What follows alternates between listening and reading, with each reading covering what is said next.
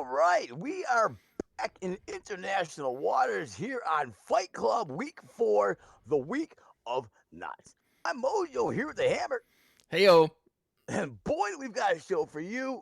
We are on four colors. Hammer, hit them up with what's happening this week on Fight Club. All right, so this week on Fight Club, we have a special treat for you. As you guys have known, Fight Club is a streamer league where we've been pitting 5 lucky streamers against each other to duel it out with weird homebrew decks. And this week, they have access to 4 different colors, and they need to represent those 4 colors in some way in their deck shenanigans. And these are best of 3 matches. And so we have 4 color homebrews coming at you from 5 incredible streamers. One of whom is our buddy Mojo here. Hi, I'm Mojo here at Mojo underscore shameless plug rogue Twitch TV. And this is Hamox, in case you haven't realized. But guys, Yeah, and Hammox 42. You guys know where I'm at. Yeah. let's get right into it here. I'm gonna be versus the champion, the man, the myth, the mythic legend man. Flynn was taken. He's what 6-0. So Mm-hmm. 3 points he has now, and not a single game lost. He's plowed through everybody. This is my chance to stop him. And since nothing worked, All these competitors tried the craziest brews, nothing worked. So I decided to bring everything, except Yorian. The craziest of crazy brews. It's true. Yeah, and so Mojo, you've had access to everything except blue for this matchup, which is interesting because I know you love Garuda. So I'm sorry that you didn't have I'll Garuda make at a your 5-color disposal. Garuda deck next week. Why not? Like, I don't doubt it. I don't see a problem with that at all. Yeah, and then also not having access to Yorion is definitely a bummer because that would be a very powerful weapon in your arsenal. Flynn gets to use Yorion. I mean, everybody else gets to use Yorion except for I don't know. Actually, we got 2 non-white decks here that we'll be seeing That's later. true. Yep. Yeah, So Yorion is out of the possibility for those as well. But let's pull up my deck here, Hammer. Absolutely. And Let's do that. There's a reason. Okay, before you guys say what the f is Mojo thinking, you're not wrong. There's 99 cards. That's a fair thought. There's 99 cards, and the 99 Yorion cards. is not one of them. The reason is, if you can highlight him, I'm so sorry to make you look through these. But No, if I you go love to the it. 3 section, and that's the Oasis is what the decks are really about. And if you mill 2 cards, I believe, and then return a creature that is in your graveyard of lesser cast cost from graveyard to hand from a creature that dies this turn. So it'll be going back in my hand. I don't want to mill myself. My graveyard is going to be full. And speaking of graveyards, if you look over to your left just a little bit, there's my tutor guy. The graveyard's gonna get big. I get to pick out of 99 cards which guy I want to use to mess up my opponent.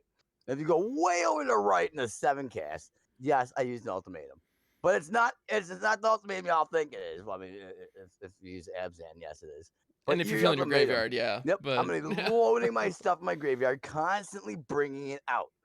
Anything that goes in comes out. What goes in must come out. That's the whole philosophy of the deck here.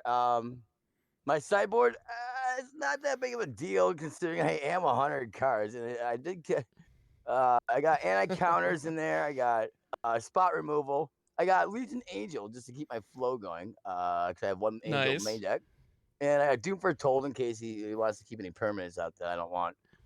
I'm lacking board wipes except for 1 board wipe that I hope, guys, if I get this combo off, guys, there you go, Mythos of Snap decks. How often do you see that? So I get to choose almost never. I get to choose what Flynn sacrifices.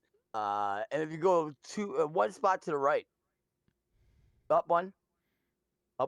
Yep, there she is. I get them all. They all come out on my side of the board. Yeah, that's a good combo. I like it. But yours will be mine, Mr. Flynn was taken. I will take all of your stuff. Blah, blah, blah, blah, blah. So I guess this is like in a nutshell. It's pretty much all the deck is. Throw stuff in the graveyard, take it out. What goes in must come out, guys. And no Yorion in sight. 99 cards of Fury. I mean, the fact that you're bringing a 99 card deck, you're a madman. I want you to know that. I respect it, and I appreciate it, and I really want to see this thing this thing pop off. It hasn't not worked yet. It hasn't not worked. So That's fantastic. I love it. yeah. Well, and I think Death's Oasis is a criminally underrated card. It's very unique and situational in how it operates, but I think it can do a lot of cool things as long as you can leverage your graveyard, which you're clearly doing here. I think Fiend Artisan is also a phenomenal call because you have so many cards. Being able to use its like quasi birthing pod effect there to like dig things up is beautiful. That's absolutely perfect. Yeah, I think that's a really smart move.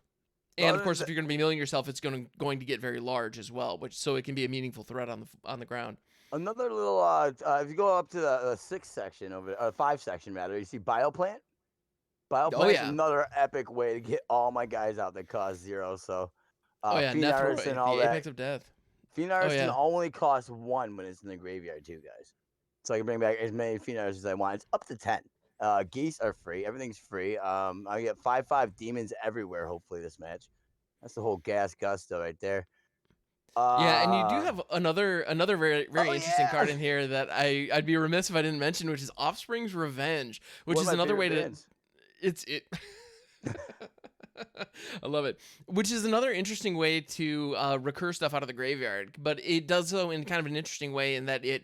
you exile the card from your graveyard to create a token that's a copy of it, and with 1/1 and it gains haste. So it's an interesting way to get. So if you were to use that to pull back a Fiend Artisan, for example, then all of a sudden, well, the Fiend Artisan would come back as a 1/1, and now it's back online with all of its abilities. And Yeah, so something like that would be very useful. oh, it's gonna be gas. It's gonna be gas. The only thing I can't use it for are my green ramp, and there's only 8 Oh, that's right. slots, I believe. 8 slots. So birds and carried. Sorry, you missed the boat, guys. You missed the offspring boat, and this offspring boat is rocking. And I got to be honest, that's one of those cards that I just don't see enough, so that I completely forgot that it was Mardu specific creatures, or creatures that fall within that creature type. I'll be honest, I completely forgot about that. I was not gonna use it, but dude, it's so fun. I can't not. It comes in clutch when you least expect it. It really does. I believe it. I don't doubt it at all. Yeah. And of course, you also have Luris in here as well as Serolf Realm Eater. So you have some interesting little things that you can tutor up, should the need and situation arise. I got one monkey. I brought one monkey. You got a monkey in the mix? Gold glove. Oh yeah, sure enough. That's a big monkey. It's the biggest monkey I can find. That's one big old monkey. And yeah, if you can get that into the graveyard and then Eerie Ultimatum it out, or Nethroi it up, you can do some crazy things with that. Chimps, man. Yeah. Also got the Burning Rune Demon, which is absolutely classic, another one of. So you've got this toolbox of one of creatures that you can grab. I love it. I think this is really cool. It's gonna be a lot of fun, win or lose. Like nothing worked yet, so I'm bringing everything I could find that was cool. But no, you absolutely love it. No, absolutely love it. Fantastic. Yeah. And so you're going to be going up against, as you mentioned, the champion, the one who's the man to beat, as it were. The one, the only, Flynn was taken. Flynn was taken. Let's see what he's up to over here, guys. Yeah, let's get Flynn in the mix here. Get him in here. Get him in the studio. Absolutely. All right, Flynn, are you there? Everyone's here. Everyone's here. There we go. All right, if that's the worst technical issue we run into tonight, this is going to be a win. All right. Yes. How's it going, Flynn? It's going great. I took a week, almost took a break off of Magic, just chilled, had some fun, built a cool deck, and now I'm just gonna go out and, hopefully smash Mojo, otherwise I'm just gonna have some fun, Ooh, all right, so a little bit of trash talking, can appreciate that. I have to. Hammer, you see, the thing is, I am in this position that, unfortunately, I brought myself into, where I now have to defend my position, and I have to defend my pride and my honor of going undefeated so far. And so, like, anything that isn't a 2-0 today is, to me, a bit of a failure, It's like, I have set this goal that's probably unattainable, but I'm going to try anyways. So speaking of failures, let's bring up your, what happened to your fan base? I mean, you guys might see, I'm bringing the emo look today. It's not just a phase, Mom. Great. I'm talking about your fan base that you're all proud of, and you're your number one fan. And what happened to them? What happened? What happened to your fan? Oh no! Oh no! It couldn't Flynn, I'm stand so the sorry. The support it was giving you. No, You're like, This is for you, man. This is for This is you. not a joke, guys. His fan really died. Yeah, I wanted to turn it on one day and it's just there wasn't a tone. I couldn't do anything. Oh, I no. tried resuscitation, everything, it just wouldn't work. They gave it all supporting you throughout the. He Yeah, did I good know. though. He got you 6 wins in a row though. Yeah. So So I'm hoping to bring out 2 more for my fan base today, now Yeah, you you got are to not. avenge the fan base. Yeah, Yeah. exactly. What are you? Not black? You're not black. This Not black. Exactly. I am not Yep. black. So Hammer, you gotta bring that up, man. We're gonna grill you, the champion, sir. All right, let's take a look at this deck, shall we? Oh yeah. So yeah, take it away, Flynn. This deck is a bit of an exhibition. It's tribal in a weird kind of way. It's enchantment tribal. It's an exhibition of all the Theros Beyond draft all-stars, essentially. It runs a lot of uncommons and stuff that you probably have kind of forgotten about, like Eutropia. I really, really love that card now. I mean, even there in the sideboard, you can see Irosa's Blessing. Like, that's such an unusual card that people just kind of forget exists, but it's actually pretty cool. Yeah. Absolutely. Arasta is one of those things that people like playing Commander with, but for some reason otherwise, it never gets played. In the main, again, Starlit Mantle has been one of those like really cool clutch cards. Shimmering Chimera, love that card. So much fun. Just the whole point of this deck is just, I got my enchantments. I'm gonna bring him in. I'm gonna bring him back out. I'm gonna bring him back in. I'm gonna do some funky stuff. And when worst comes to worst, I can always put down a Dance of the Manse for 12, and I'll just then we do the good old triggers go burr, and we're gonna have some fun with that. Nice. You're gonna dance my pants off. It looks like. Oh my god. And it's worth noting that there is a Yorion here. Yeah, That didn't import properly. So Oh, just there for is? all My of those apologies. enchantment triggers, because of the Archon of Sun's Grace and stuff, you got to do that stuff, man. Like, So there is a Yeah, my Yorion. apologies. We'll be there seeing is a Yorion. Yorion. That's on me. That was my bad. Why It did don't not we import just- why don't properly. we just Sorry about leave that. Yorion out of this. Keep it modest. I left mine out of this. Like, yeah, no, but like No. he said saw no. from- I saw from Mojo's list, things like Doom Foretold in the sideboard, and I'm not even scared about that. Like, Okay. I've got so many permanents, I can sack him all day. I like that. Alright. I like that a lot. Something that I figured I'd do this week to kind of, bring a bit of a difference to the other weeks and bring something in new that's very unblue of me. I don't have a single counterspell. Ah. Okay. That's So, I not figured bad. I like figured, Mojo's doesn't have access to blue, so I figured I'd bring in a bit of an even playing field. Yeah, And there goes, I had 4 just have some Destiny Spinner. 4 Destiny Spinner in sideboard, so there goes that, right? Yep. Well, unfortunately, your can't stuff can counter. still get destroyed. So Yeah, yeah, all right. Yeah, I can't fair enough. counter, but Yeah. all I mean, right, it's just having access to red in this is ultimately banned enchantments, but with red you got some fun stuff like Omen of the Forge. Showdown obviously is so great when you bounce that with a Yorion. Like, Oh, Yeah, holy Yeah. card advantage. so you got 1 Yeah. Yorion in the whole deck, I see. Actually, I have a second one in the sideboard. Or did I take that out? I can't even remember. There is My- one in my the own sideboard. list. Well, that's the one that has to go into the main, right? So actually, I think I don't have a second one anymore. No, Yeah, I I'm do not sure not. why that didn't come in as a companion. Can I? Yeah, I do not. Possibly... You can. Flynn. You can. Aha. I So yeah, need that's to beat that. you. Like Only all one the weight Yorion. of all the competitors are on my shoulders right now. If you beat me right now, you will most likely just run away with this tournament. I mean, I'd Yeah. love to, honestly. I think that'd You'd be love great to. for me. But I'd love if you did it. I'm not against this, Naturally. but I gotta yeah, do something. ultimately, this deck just combines some of my favorite cards and some of the cards that I've grown to love recently. Like that Shimmering Chimera, that card is gas. I love that thing. No one knows Yeah. it What exists. does it do specifically? It's Exactly, no one knows what it does. It's one of those that when it hits the Oh. table, your opponent has to hover over it first before So- you continue. Yeah, you just need to reoccur your omens then. That's nice. Yep. Yeah, it's a Exactly. 3/2 for 4 at the beginning of your upkeep. Return up to 1 target enchantment you control to its owner's hand, so you can Oh, it's use not that to May. recur omens. Yeah, It's not- that's correct. It is not May, Ooh. and no, yeah, it's up to. It's It's up to. Oh, So it can okay, be zero. okay. Yep. Zero's a number now, guys, not just a placeholder. Remember? Yep, exactly. Yeah, so I think Shimmerwing Chimera is a very interesting one, and yeah, and Flynn, this deck is taking me back to Theros drafts. It's taking me back to the cracking a Setessan champion and just doing a happy dance. Because this thing was an absolute machine in draft, as was the Archon of Sun's Grace, and I can't help but notice that you got both in here. Oh Um, no. yeah, and Mojo, you should be afraid because I think Baby, this is a. I'm lacking flyers. Oh, that's going to be a problem with the Archon of Sun's Grace because that thing can Oh get out of no. hand fast. Nobody Now said again, you we were are looking. flying. We are looking at an 80 card deck here, so the chance of these coming out, you'll never know. There's some variants, but yeah, there's a good chance you're going to see some pretty gnarly shenanigans coming from this deck. Part of me that wanted to go 99 cards was because something told me he was gonna go Yorion. I did not want.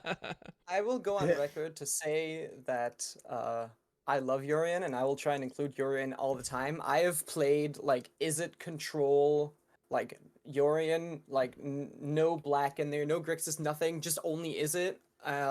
Like big spells, but it didn't matter. I just threw in Yorion for the sake of it. I had like I've built multiple Boros control decks that have been fun, like really really fun. Like Yorion, Boros control, so much, like it's just so great because you got sweepers, you got spot removal, you got some cool creatures. It's just man, like Yorion is such a people hate on Yorion obviously because a lot of the meta decks are like, oh my god, not another Yorion deck. But really, there's a lot of design space there too because obviously flickering and getting new triggers is just one of the most fun things in Magic for me. So Absolutely, it's very powerful. Well, and there are cards out there like Thassa Deep Dwelling, which I noticed you don't have in this list, but might have had a home potentially. yeah, but I mean, I don't have that many creatures that I want to Yeah, blink. that's Right? fair. That's the That's thing, fair. and I mean, ultimately, the Setessan champion. If I blink that, I'm doing something wrong. That's fair. Alright, That's so 100% fair. what's your game plan against me? Not that I want to hear it or anything, but it is Now that part I of the see your interview. thing, now that I've Yeah. seen your deck, Yep. I'm just gonna, I don't know, slowly but surely outvalue. I guess that's All kind of what right. this deck does, anyways. It's a grind it's a off. classic control deck, but with a very very narrow spin on it, if you will. Yep. It Okay. doesn't really Lots of try to incentives. cover all my bases. I obviously knew you didn't No. have blue, so I just kind of worried about getting my own game plan Yep. set. Before I'm going to try and get into your wacky brain and understand what the hell you're trying to do with your decks, I figured I'm just going to focus on my own and then we'll work it from there. Yep. Good strategy, my friend. All right. I So did test against Eerie Ultimatum and Abzan Doom Foretold, so I'll give you that much. oh That's Okay. no. that's one of the Uh-oh. things I've tested Oh against. man. Every time I heard But that, it ended up very catastrophic for his opponents, guys. Well, so Mojo, now that you've seen Flynn's deck, what's your game plan? What's your Get out early. Throw everything into my graveyard as I can. Get out early, make them deal with the threats, and bring them all back. What goes in must come out, Flynn. That's the whole All right. strategy here. I can't. Very I cool. cannot let you breathe. Well, I can only hope for you that I don't draw those 3 Clothes from the sideboard in games 2 or 3. That would be horrible. Yeah, that would be Wait, really hang on. Do I rough. have any removal for this? There's don't not much think so. removal that deals with Clothis. No, I really don't. It's Oh, indestructible, yes, you and do. hilariously enough, sometimes I'll even get that devotion. It hadn't happened in testing, but it's definitely possible. I might have you mull into a snap dex. This is what it's looking like, guys. Ooh, okay. That's Interesting. what it's looking like. All right. So Flynn, your second and third most important question. Hammer, grill him. All right, so Flynn, your competitor's right here. Yeah. He's right here. Right He can hear you. Words. Okay. What do Man. you have to say? Mojo, you're a crazy son of a bitch. Let's get out there and have some fun. Like, this is gonna be All so right. wacky, and it's only gonna get crazier next week, and I can't wait to see what it brings. Oh my God, Honestly. it All gave right. me goosebumps. I got nothing else to say. I'm gonna put my goosebumps down. Get my war dance going here, guys. I'm gonna head back to the locker room with Flynn in order that All may right. surprise you, and we're gonna bring up Skirt Russell, guys. to Yes, Russell is commentate going to be today. joining me in the booth for this game, and we're going to be Yeah. watching it first from Flynn's perspective. So, gentlemen, head on Touch in, Take it gloves. away. touch gloves.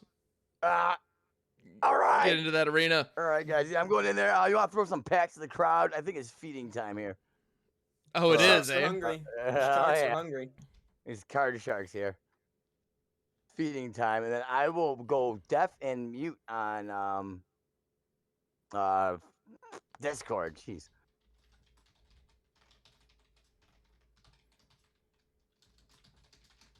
All right, perfect. All right, so we are going to go ahead and jump out into this perspective as our challengers make their way to the arena. If I can wrestle my windows where they need to be. All right, Russell, you there? I'm here. Perfect. Thank you so much for joining me in the studio. I appreciate it very, very much. Sorry for looking a little red today. My camera settings are a little wacky. It's all good. These things happen. Yeah. These things happen. We have so many different software pieces going in to make this production possible. I'm not surprised things are getting a little funky. Oh, that light helps. Thank you. Yeah. All right. So we're going to be watching the first game from Flynn's perspective. So we're going to get to see the enchantment deck at its best. And then for game 2, we're going to be moving over to Mojo's perspective. Sounds good. All right. I'm looking forward to it. He's going into the store for some reason.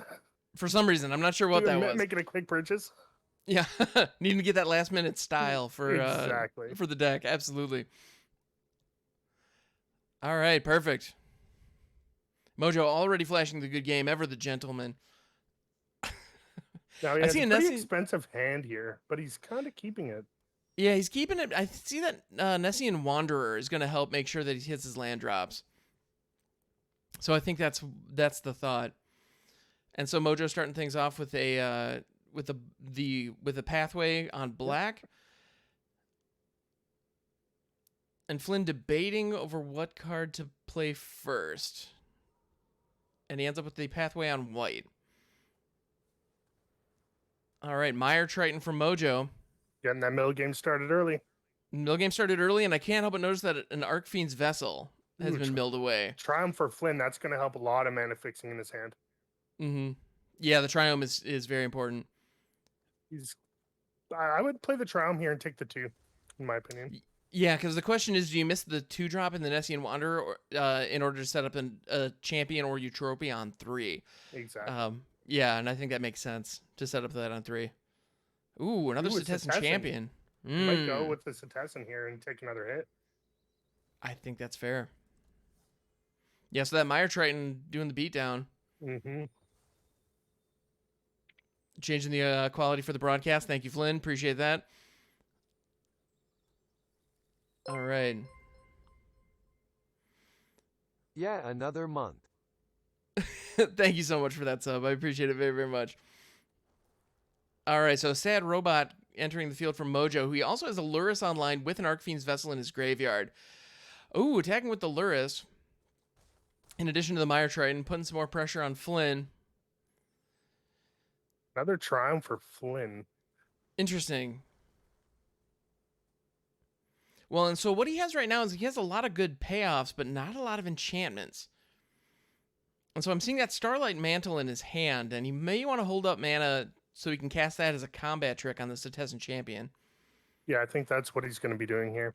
Mm-hmm. And I think he hopes that Mojo is going to be attacking with Lurrus again. We'll see we'll see if that plan comes to fruition.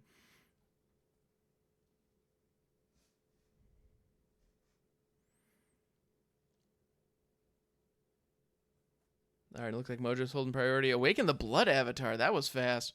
Yeah. All right. But all right, so the Awakened... I think what Mojo is going to do here, though, I think he is going to go for a double swing to try and close the life counter, and then his Lurrus is probably... Oh, no, you have to sack. I forgot about that. Yep, when the Blood Avatar comes out, it's a 3/6, and when it attacks, deals 3 damage to each opponent, and when it enters, the opponents do have to sacrifice a creature. So that hurts. That Omen of the Sun, a little too late, unfortunately. Yeah, I bet Flynn wishes that he had that previously, so he could sack one of those tokens instead, but alas. Yeah. So Calyx is also interesting because Calyx has the opportunity to turn enchantments into banishing lights, which is by tucking a permanent under it, effectively removing it from the game. It looks like, oh, you know what? Flynn is considering scooping it up, it looks like. Yeah, I think so. Mojo got really quick, really early with a lot of good land drops and a lot of good early drops. No question. Yeah, he was able to hit that early aggro plan, and it definitely worked for him.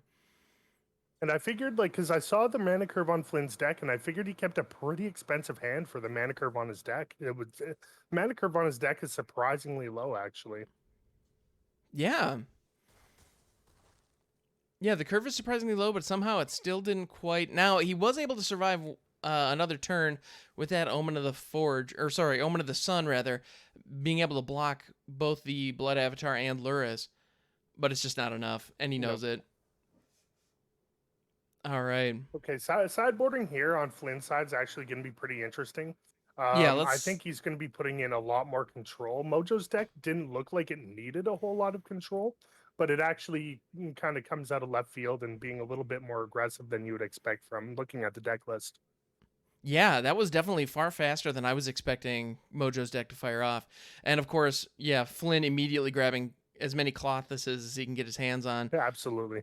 He has as much graveyard hate as he can manage, and he's also slotting in some Shark Typhoons just because that deck or that card is a house, so why not? I think the Shark Typhoon might be is probably going to be a good thing here, because with all the graveyard recursion that Mojo has, it's going to be really hard in the long run for Flynn to actually keep up with all of the graveyard recursion without something like a Shark Typhoon that churns out tokens. You're right. He's going to need some kind of recurring value, yeah, and that's a good way to get it. Well, and the Shimmering Chimera can also fill that role, as can the Arcana Sun's Grace, but we didn't see either of those hit the field in that last game, so he's hoping for the best here, for sure. All right, he still needs to make 4 cuts. So what does he take out? So the Erosa's Blessing have come in, Shark Typhoon's come in, as has Colossus. I think Showdown of the Scalds here might be a good cut because its mana curve is a little high. At that point, he's going to be wanting a lot more creatures than card access, and he does get card access from, I believe it's the Citizen Champion, right? Citizen Champion, I know it. That's a good question. I don't believe you draw cards off Citizen Champion. You do draw cards with Omen of the Sea, and he's going to be able to recur that. So that's definitely a valuable card draw engine. Let me type that up quickly. Yep. Whenever an enchantment enters the battlefield under your control, put a +1/+1 counter on Citizen Champion and draw a card. You are correct. You do draw a card with Citizen Champion. All right, so for this next game, let's watch it from Mojo's perspective. All right. So now we're watching. Actually, that does mark Flynn's first loss in Fight Club. Absolutely. First game loss. So that is a momentous occasion. Maybe Mojo's deck wasn't as goofy as he thought it was going to be. Yeah, maybe it's a little stronger than he thought. And he has the Mythos of Snapdax, and he's happy about it. Yeah. And with good reason. Early drops, too. I mean, this is a pretty good curve for Mojo. Absolutely. He's got access to an Archfiend's Vessel on 2 without having to sack the treasure token. Well, except not, or the food token, rather, for the Gilded Goose. But now it functions like a treasure token with the Gilded Goose down, I suppose. But the food token is back with the second Gilded Goose because he wanted those bodies on board.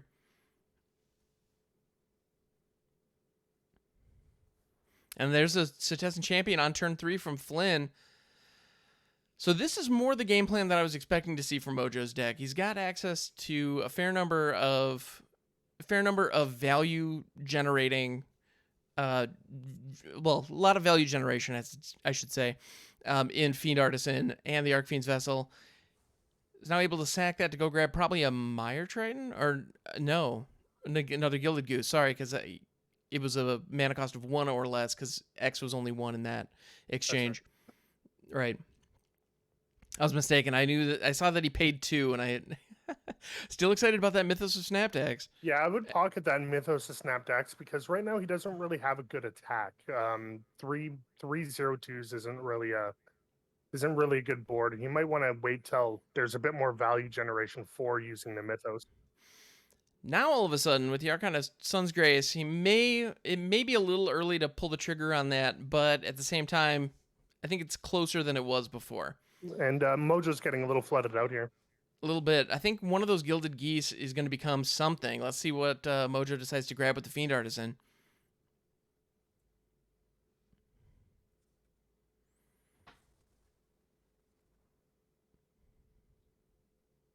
And he has to use one of the food tokens in order to take advantage of that. Mojo playing in full control, it seems.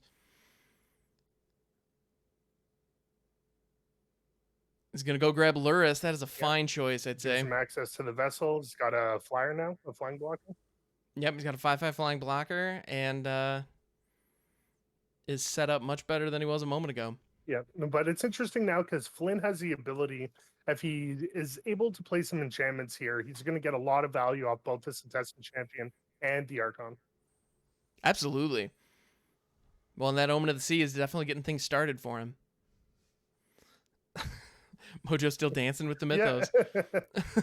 He really wants to use it, and I don't blame him. Don't blame him at all. Now the question is, with the Mythos, if I'm not mistaken, well, actually, let me just make sure that before I even open my mouth. Yeah, each player chooses an artifact, creature, and enchantment in Planeswalker, so he has to sacrifice as well. So the question is, does he keep the Fiend Artisan? Does he keep Luris? Or do you keep the 5/5 flying demon? Oh, Nethroi off the top there, the Biolante plant familiar, or plant form rather. Nothing wrong with that.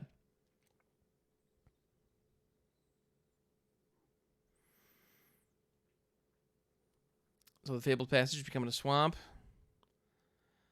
It's considering, is now the moment. At the very least, I'd imagine he's going to attack first. Yeah. And at this point, I'd say the Fiend Artisan has done its job. Oh, but Mojo's decided to go in again. Yeah, I think he wants to fill his graveyard with as much stuff as possible before he mutates. Absolutely. So you could grab Serulf here, or Serulf. I'm still not sure how to pronounce that. Could also grab some more Archfiend's Vessels. Get those going if he so chooses. Another Fiend Artisan might not be a bad choice. He's got some options here.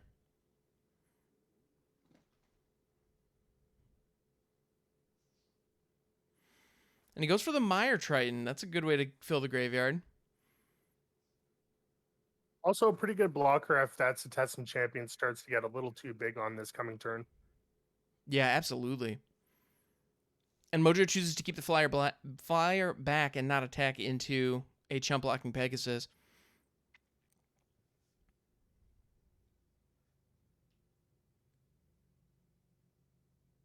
One thing I could see here from Flynn's side that Mojo should be thinking about is because Mojo's not running any mass board wipe, and the only real removal he has is the Mythos of Snapdax, that Flynn could really start to pull away here if he can cascade some enchantments together.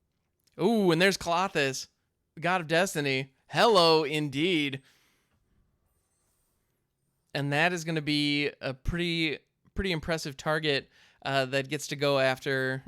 The Mythos of Snapdax still online, still threatening, and now that Clothis has hit the field, I think that Mythos might be coming soon. Absolutely. Well, that Clothis is going to really hurt his graveyard value generation. Absolutely. On the Omen of the Forge going after Luris. Omen of the Forge, good card. I'm just going to throw it out there. Yeah.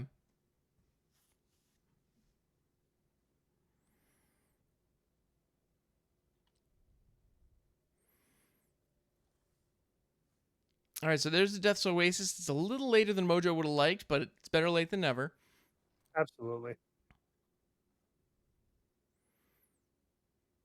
Now, he does have the option here of casting out the Death's Oasis as well as the Mythos of Snapdax.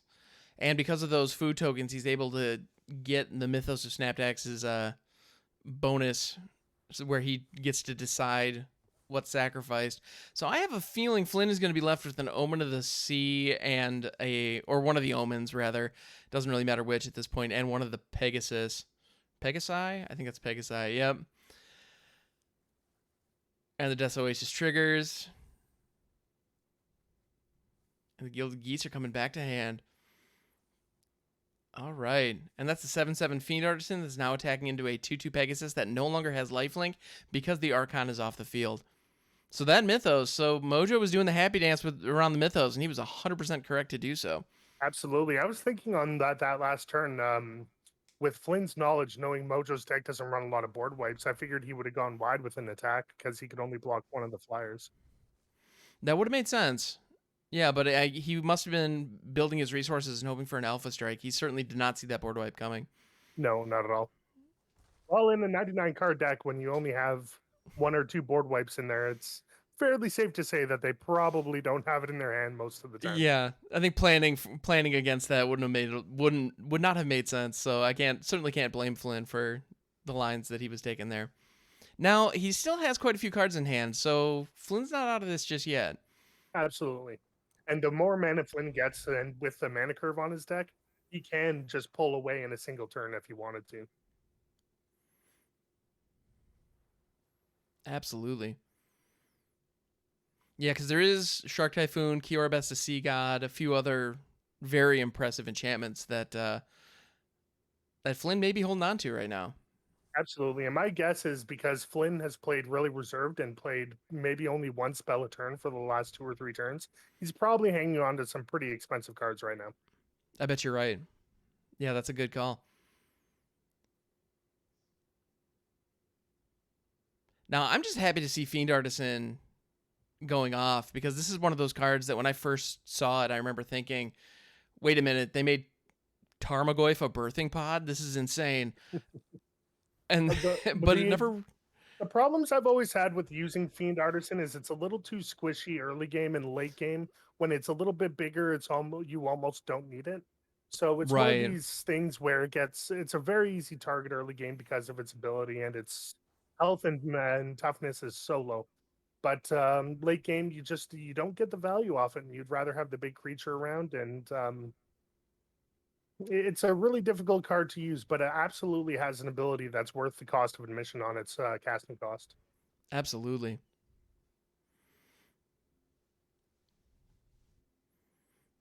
And so Flynn now has the Omen of the Sun into the mix. So if he finds some way to recur that, perhaps through the Shimmerwing Chimera or something that can blink it, he such as the Shimmerwing Chimera. There it is, sure enough. And that's going to give him chump blockers for days to combat these two very imposing Fiend Artisans on Mojo's side of the board. Absolutely. Ooh, Turgid, God of Fright was the draw for Mojo. Now the question here would he be using Turgid as the lantern or the actual creature side? I think maybe here the lantern would probably be a little bit better to maybe try and chip away at his life total or his hand. Also, with the amount of creatures that Flynn could generate, I don't think he can pretty much just burn Turgid the lantern side on just his creature tokens. So it's a really tough call. You really needed that Turgid before the Mythos. Yes, absolutely. That would have been game over right there.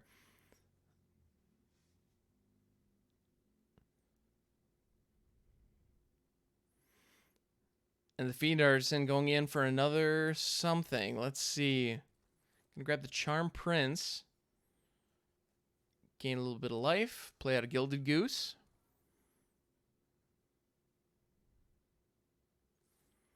The 9/9 Fiend Artisan is going to attack. So Flynn has an engine that can create chump blockers, but Mojo's going to make him use it. Absolutely. Which is important because at this point, applying pressure is what both of these fighters are going to be struggling to do. Although that Shimmerwing Chimera, not only does it produce a cool effect, as well as Klothys' ability producing damage that's going after Mojo as well. The Shimmerwing Chimera is a 3/2 in the air.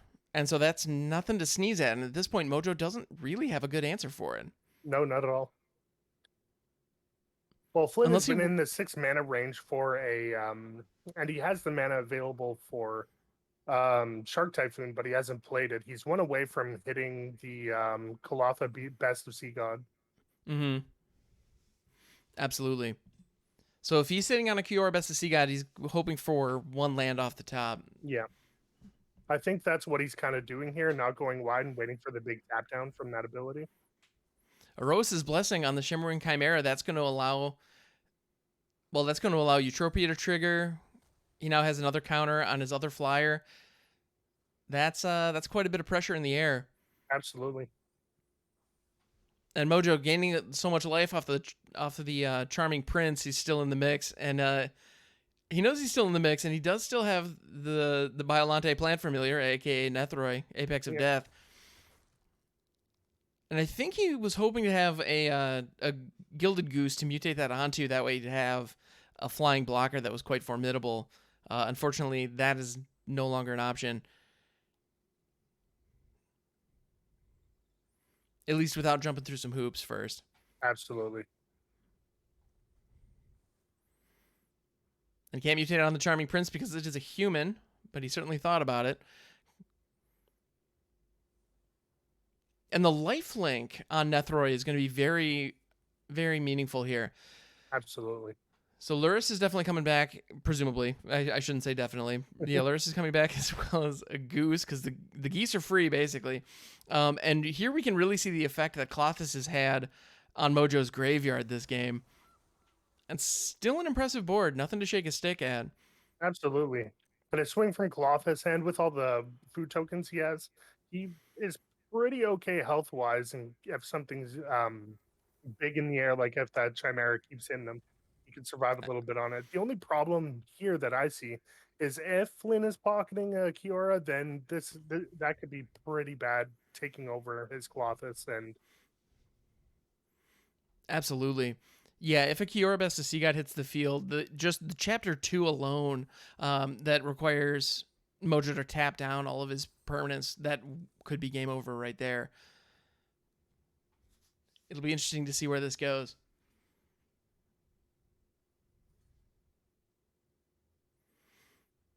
Yeah, and Eutropia's trigger being able to benefit. So Flynn is passing the 1/1 counters around, putting them on some of the smaller tokens as well. Definitely going wide, which is a strategy I can definitely appreciate. absolutely.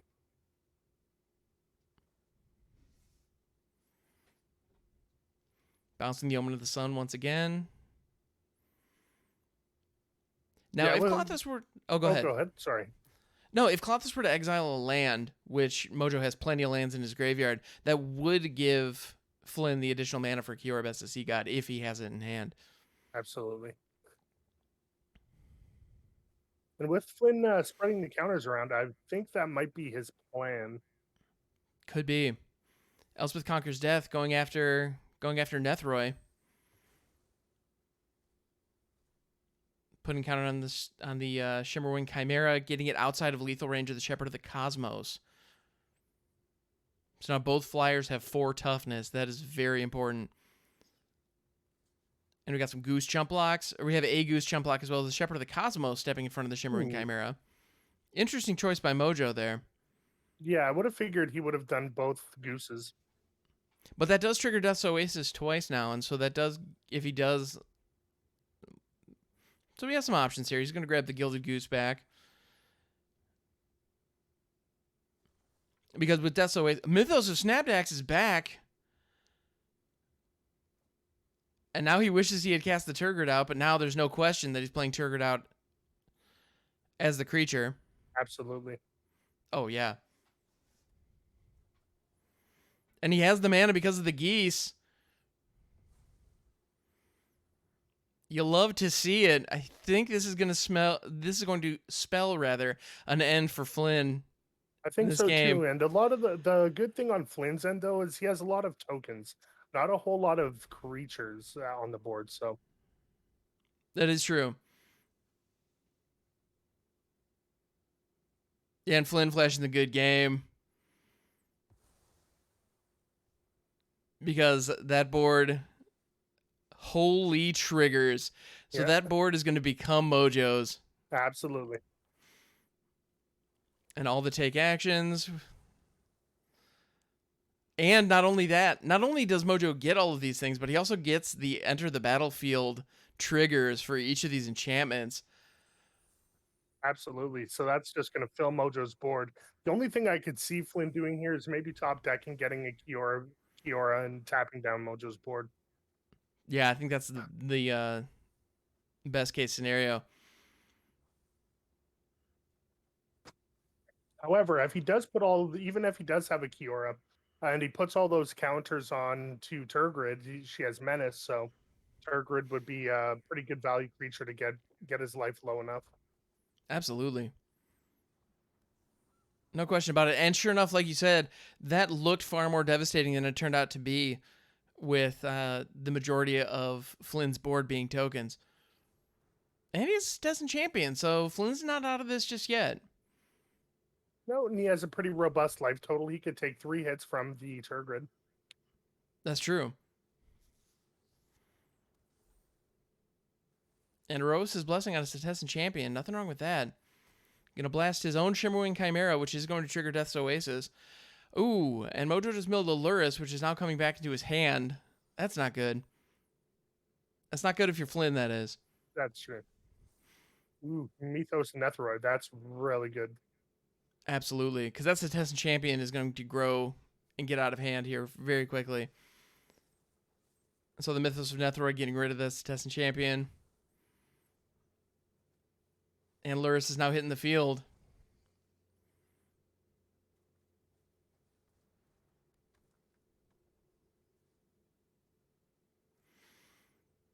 Gonna blink the Charming for another food. Yep, Charming Prince is blinking the goose for another food. Nothing wrong with that. And Flynn's going to take a casual 10 damage there from Turgrid as well as his own Eutropia.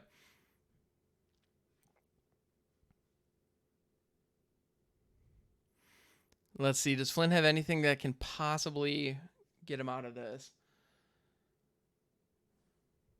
Yeah, that Mythos of Snapdax has definitely been the MVP of this game. Absolutely, and Mojo is extremely lucky to have pulled 2 of them in a 100-card deck.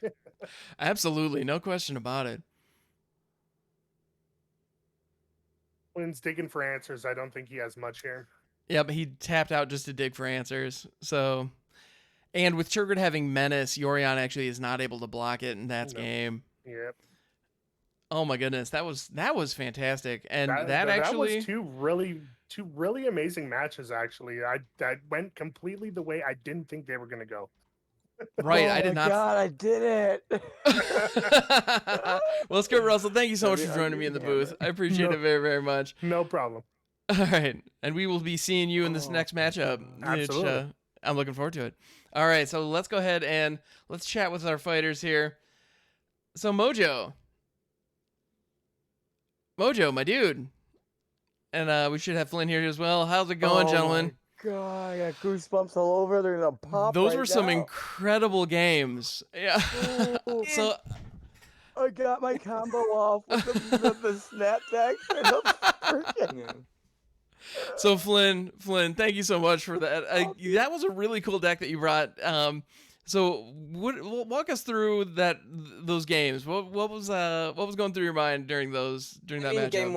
Game one was a wash. I mean, Mojo drew gas, and I kind of got stuck on land, and then I was kind of just screwed, and I didn't really have an answer. Like, I had a good, pretty fast hand if he didn't really have an answer for my stuff, and then he just had bigger stuff quicker, and I just couldn't really do anything against it, and I got stuck on land, like I said. Yep. Game 2, I was stuck on, 7 mana for the entire game, and that really hurt me, because I didn't really get to shit out as many enchantments as I did want to, right. and then... Yes, okay. And then, no, I didn't even have dance. I never drew it. That's the other thing. Oh. But, you drew 2 Mythos of Snapdax instead of milling them. So it was kind of like, yeah. I mean, if you mill them, hand. you don't get the value. But if you mill, if you mill them, I'll just win. But if you draw them, I just kind of get blown out. And I think that's the last time I'm not bringing counter spells to Fight Club. So fair enough. Next time, fair. test of talents, my friend. That's the quick answer, and that's what I should have brought, to be honest. So, I mean, it just felt pretty bad because I never really got to do anything in those games, and I just felt pretty, I got pretty unlucky. So, yeah, definitely. Just RNG to be fair, definitely played a part. I thought the Turgrid's Mythos of Snapdax was going to blow me out much harder. I'm surprised I stayed alive for 2 turns after that. Yeah, absolutely. That was impressive. Well, because so much of your board was tokens. Exactly. Yeah. I mean, it's fine. I think if we would have a rematch, that could have easily gone 2 the other way. We'll see. We'll see how I do in the wild card, maybe potentially. Yes, potentially. Give me another chance. Chat, you guys, Hammer, hit him with what they can do to help out Flynn here with his deck, maybe. So, Chad, later on in the broadcast, our final competitor, who's actually going to be DuoCat today, DuoCat is going to be going up against someone, and we don't know who that is. You get to pick. So of the two fighters who get eliminated, or the two fighters who lose their matches, you have an opportunity to revive one of them, bring them back, and have them face DuoCat in the final round. And so Flynn is going to be one of those competitors. So his name is going to be on the ballot later. So you can bring him back. And then other than that, our next matchup is going to be Skirt Russell versus Hollywood Pizza. And whoever does not prevail in that match will be on the ballot as well for a revive. All right. Yeah. So if you want to see triggers go burr, vote for me. Who doesn't want to see triggers go burr? It's the best. Let's be honest. All right.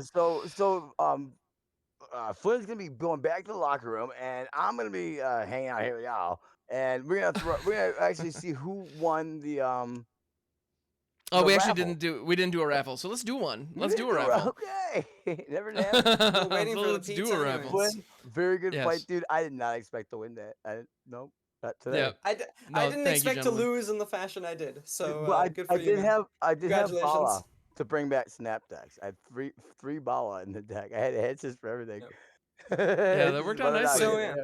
So yeah, next Very week, Test fun. of Talents. It's coming back, baby. Nah, All right. This is what you do. You create a monster. Yeah, so apparently bringing a 99 card deck isn't that bad as long as you just draw the cards you need. Yeah. every time. Never didn't have it. Mojo can sing a song about that. It's true. Never didn't have it. All right. Well, thank you so much, gentlemen. So yeah, Flynn. So Chad, you can bring Flynn back later on. And let's go ahead and let's get into. So let's send Flynn back to the locker room. Thank you so much. Thanks for the chance, guys. Oh, it was great. It was great. All right. So let's go ahead and do a giveaway. Yep, we gotta wait for pizza to hop on the boat. Yep. Hollywood Pizza is en route to international waters. En route, exactly. He's not a jet ski. It's all we can afford. Way out in the Pacific. Hopefully, he's got enough gas in the little tank. All right, perfect. So what's so we need a keyword for the giveaway. What is Fight Club. Fight Club. Works. Yeah. That's been going around. Very nice. All right, so if you want to join a giveaway for this is for the single booster pack on Arena, single Strixhaven booster pack on Arena, go ahead and enter Fight Club in chat, 2 words. Mm-hmm. Excellent. And so yeah, go ahead and enter on in there. Yeah, everybody's eligible except for everybody's eligible. Me and Hammer, I guess, because we're busy, preoccupado. I'm not gonna win. Absolutely. I don't want the packs. I do, but right. I hear you, because there are never enough packs on Arena. Anyway. Oh yeah. Yeah, never enough packs on Arena. I love you guys.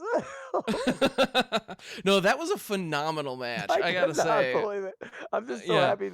The best part is I got my snap tags combo out, and he happened to bring enchantments.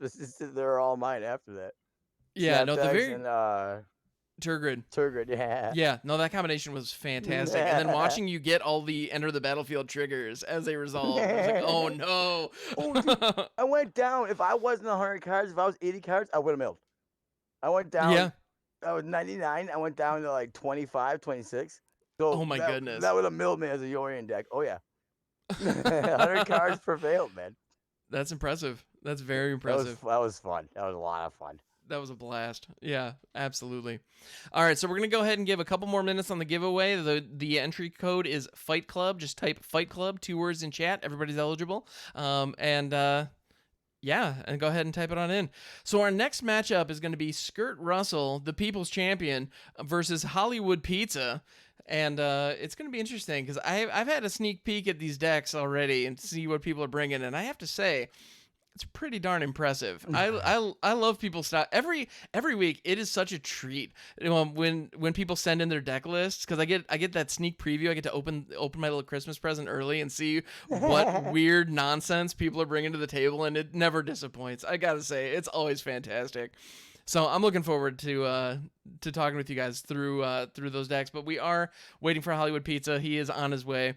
Yeah, so we're gonna bring in Russell then. We'll just bring in Russell here. Yeah, let's bring in Russell, and then we'll figure out the winner of that giveaway. So in the meantime, Fight Club and chat. Yep. you guys are in for a treat. I had the privilege of going 0-4 against Russell's deck here.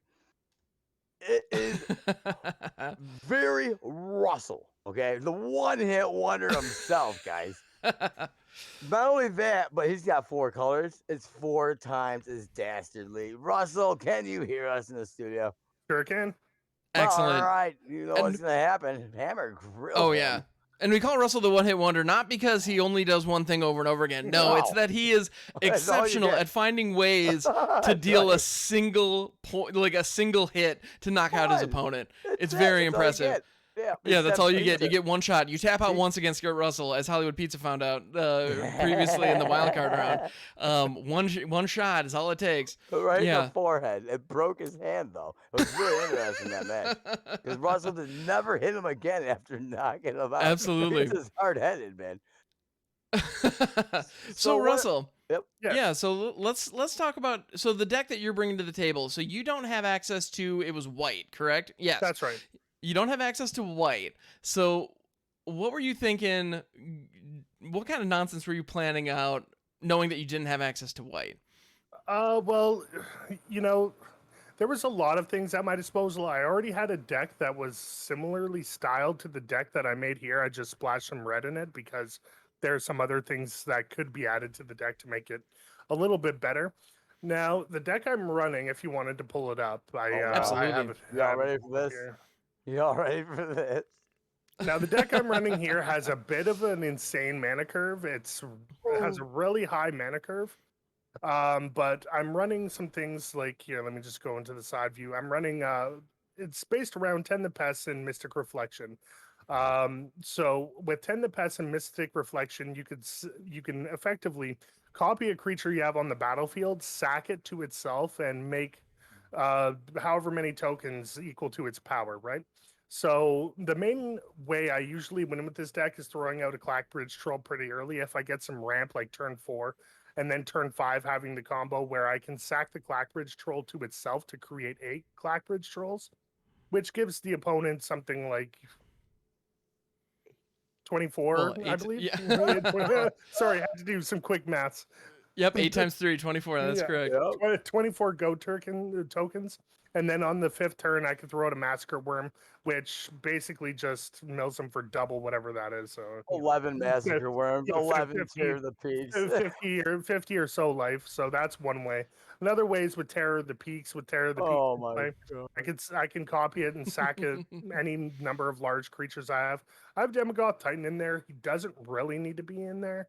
I just have him as a value generation. Like if I hit a wall and I don't have anything big, I could just make, 11 Demagoth Titans and attack with half of them and sack the other half, and you're pretty much dead at that point.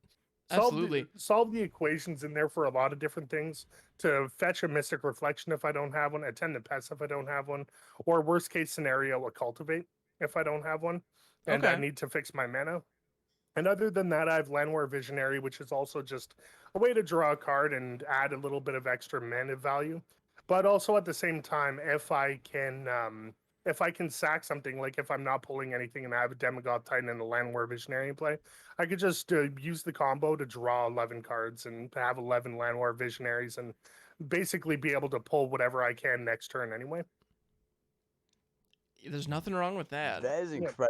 If you guys go toe to toe, I mean, that's what was happening.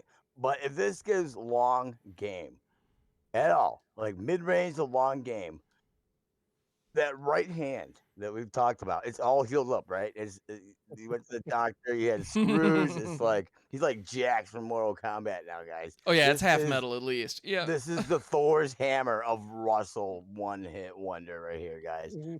Expect carnage at a terrible massacre scale. Oh yeah, this is gonna get out of hand for sure. Well, there's also one other interaction that I think is kind of funny in the deck that I might try and pull off. Nope. Funny thing is that if you pull a land with Emergent Sequence and it becomes a creature, you actually can copy it with Mystic Reflection and sack a creature to create land tokens. Oh, interesting. Yeah, they don't come into play as creatures and they just actually act as land tokens. Do they each get bigger each time? No, you just, so if I emergent sequence an island and it comes out as like a 1/1 or a 2/2, and then I stack a Demagoth Titan with the Mystic Reflection 10 combo on that land, they just come into play as lands in your land pool, untapped. That's incredible. Absolutely. I had no idea that it worked that way. That's really cool. I didn't until I tried it. I was in dire straits, and I was hoping they'd come into play as creatures to get some chump blockers in the game. And I realized they came in as lands, and I'm like, this actually might be kind of fun in a deck using, let's say, World Tree to get the World Tree online really quickly. Absolutely. I love it. Absolutely. And my brewer senses are tingling here, Russell. I love your style. This is great. The other thing that I noticed here is there are 2 or 3 other like ways that you can approach that combo. Is whenever Mystic Reflection and Tend the Pests are together, you can do all kinds of crazy things. Like one of the first things I thought of with this that was a little bit different than the traditional Clackbridge Troll Massacre Worm combo is if your opponent has a single creature online, you could actually sack a Demagoth Titan with Tend the Pest. And Mystic Reflection in a Massacre Worm. And so you could actually Massacre Worm, you can get 11 Massacre Worms on the field at one time. So something like that is even possible. Or 11 Terror of the Peaks at once. Like, it's just, the possibilities are endless, and I absolutely love it. 22 damage then for each creature that died. Or yes, lost alive. The amount of the tomfoolery you could do with this combo is just off the scale. That's why I also have Biomath in my sideboard, because Biomath was originally in this deck, and I took it out for more red. Because you put 11 Biomaths in play, you're getting 11 fractals as well as 11 Biomaths, and each fractal will go from 10, 9, 8, 7, 6, 5, 4, 3, 2, 1 toughness. Like, it's just. Yeah, I originally wanted to make a Biomath copy deck that did this around the golden ratio, where you draw a card for each power and toughness, different power and toughness. So basically, the golden ratio, you draw 11 cards off of it if you end up getting that combo with the Biomath. That's incredible. I love it. All right, so this is what you mustered up, man. This is absolutely the epitome. So you mentioned it earlier in today, actually, to me personally, that it was a lot more challenging building a monocolored homebrew rather than 4 colors, using all 4 colors. Absolutely. Well, when you're stuck with a monocolored brew, you're really stuck within the archetype of the color that you're given. So there are things that colors do really well, and there are things that colors don't do really well. Like I don't have, when I was monocolored red, I could really only make a direct damage deck. I couldn't really put a whole lot of shenanigans in it. But the more colors you get access to, the more options you have available to you. And it just seems a lot more like you could build a deck that's a lot more well-rounded than just having somebody plan against, he's playing red, so I know he's not going to play counter spells, or he's playing red, so I know he's not going to play life gain or anything like that. Yeah, that's very true. Plus, there's ultimatums everywhere. Absolutely. Yes. Oh, Ultimatums and triomes everywhere. Yeah, those weren't seen till week 3, guys. So this is week 4. It's a whole other boat in international water rules here. Absolutely. I love it. So, anything that is there anything that you want to add, Hammer or Russ? Negative? Then there's just one thing left. Hammer. Hit him So Russell, you're going to be facing up against Hollywood Pizza. Yeah. So this is actually a rematch of the wild card round that we saw last week, if I recall correctly. That's right. We faced each other 3 weeks in a row, I'm pretty sure. Oh, really? Interesting how that's lined up. In a row. Yeah. 2 weeks for sure. Yeah. 2 weeks. Okay. Yeah, I was about to say, is that right? Anyway, the math doesn't add for that. Yeah. We won't do it. We did have some planning, guys. Yeah, absolutely. And so this is a very interesting matchup. But of course, the most important question that we have: what are the final words that you have for your opponent before stepping into that ring?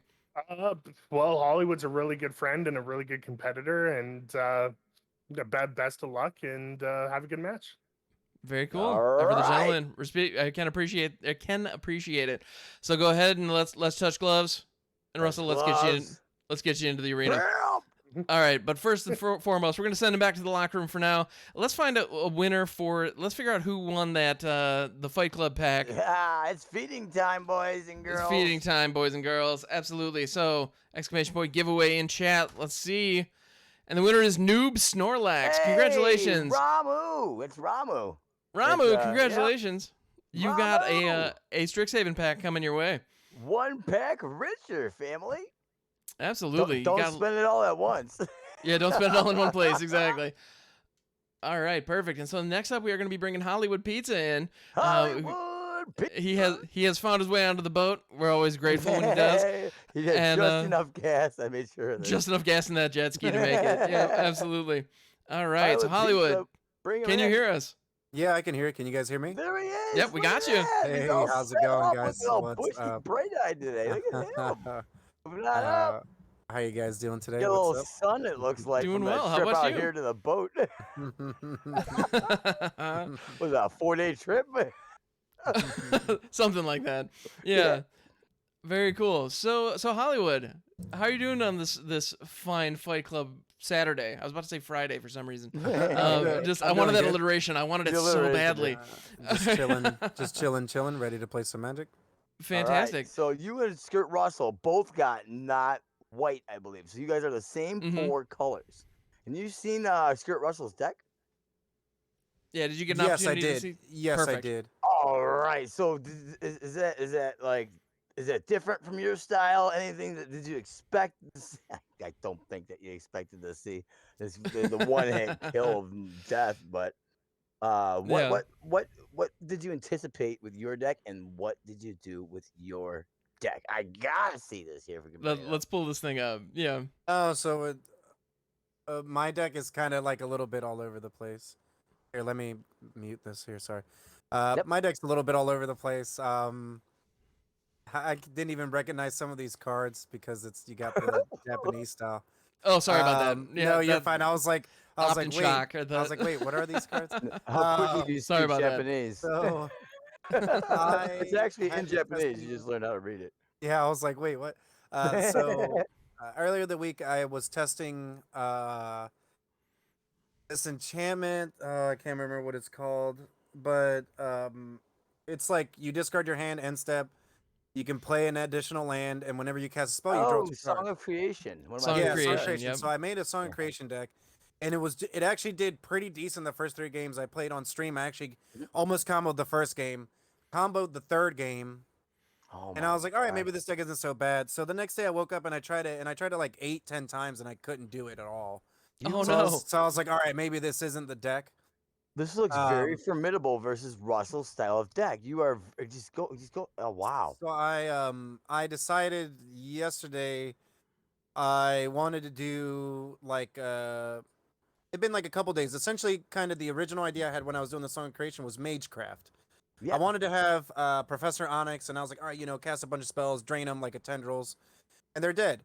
Well, I took some of that idea into this, where we have all of my cards trigger from spells, except like the Channeler doesn't necessarily have a trigger, but the Channeler does grow by having more spells. So with Magecraft, we have Dragon's Guard Elite, we have the Sedgemoor Witch, the Witherbloom Apprentice, and to a certain degree, we have the Sprite Dragon.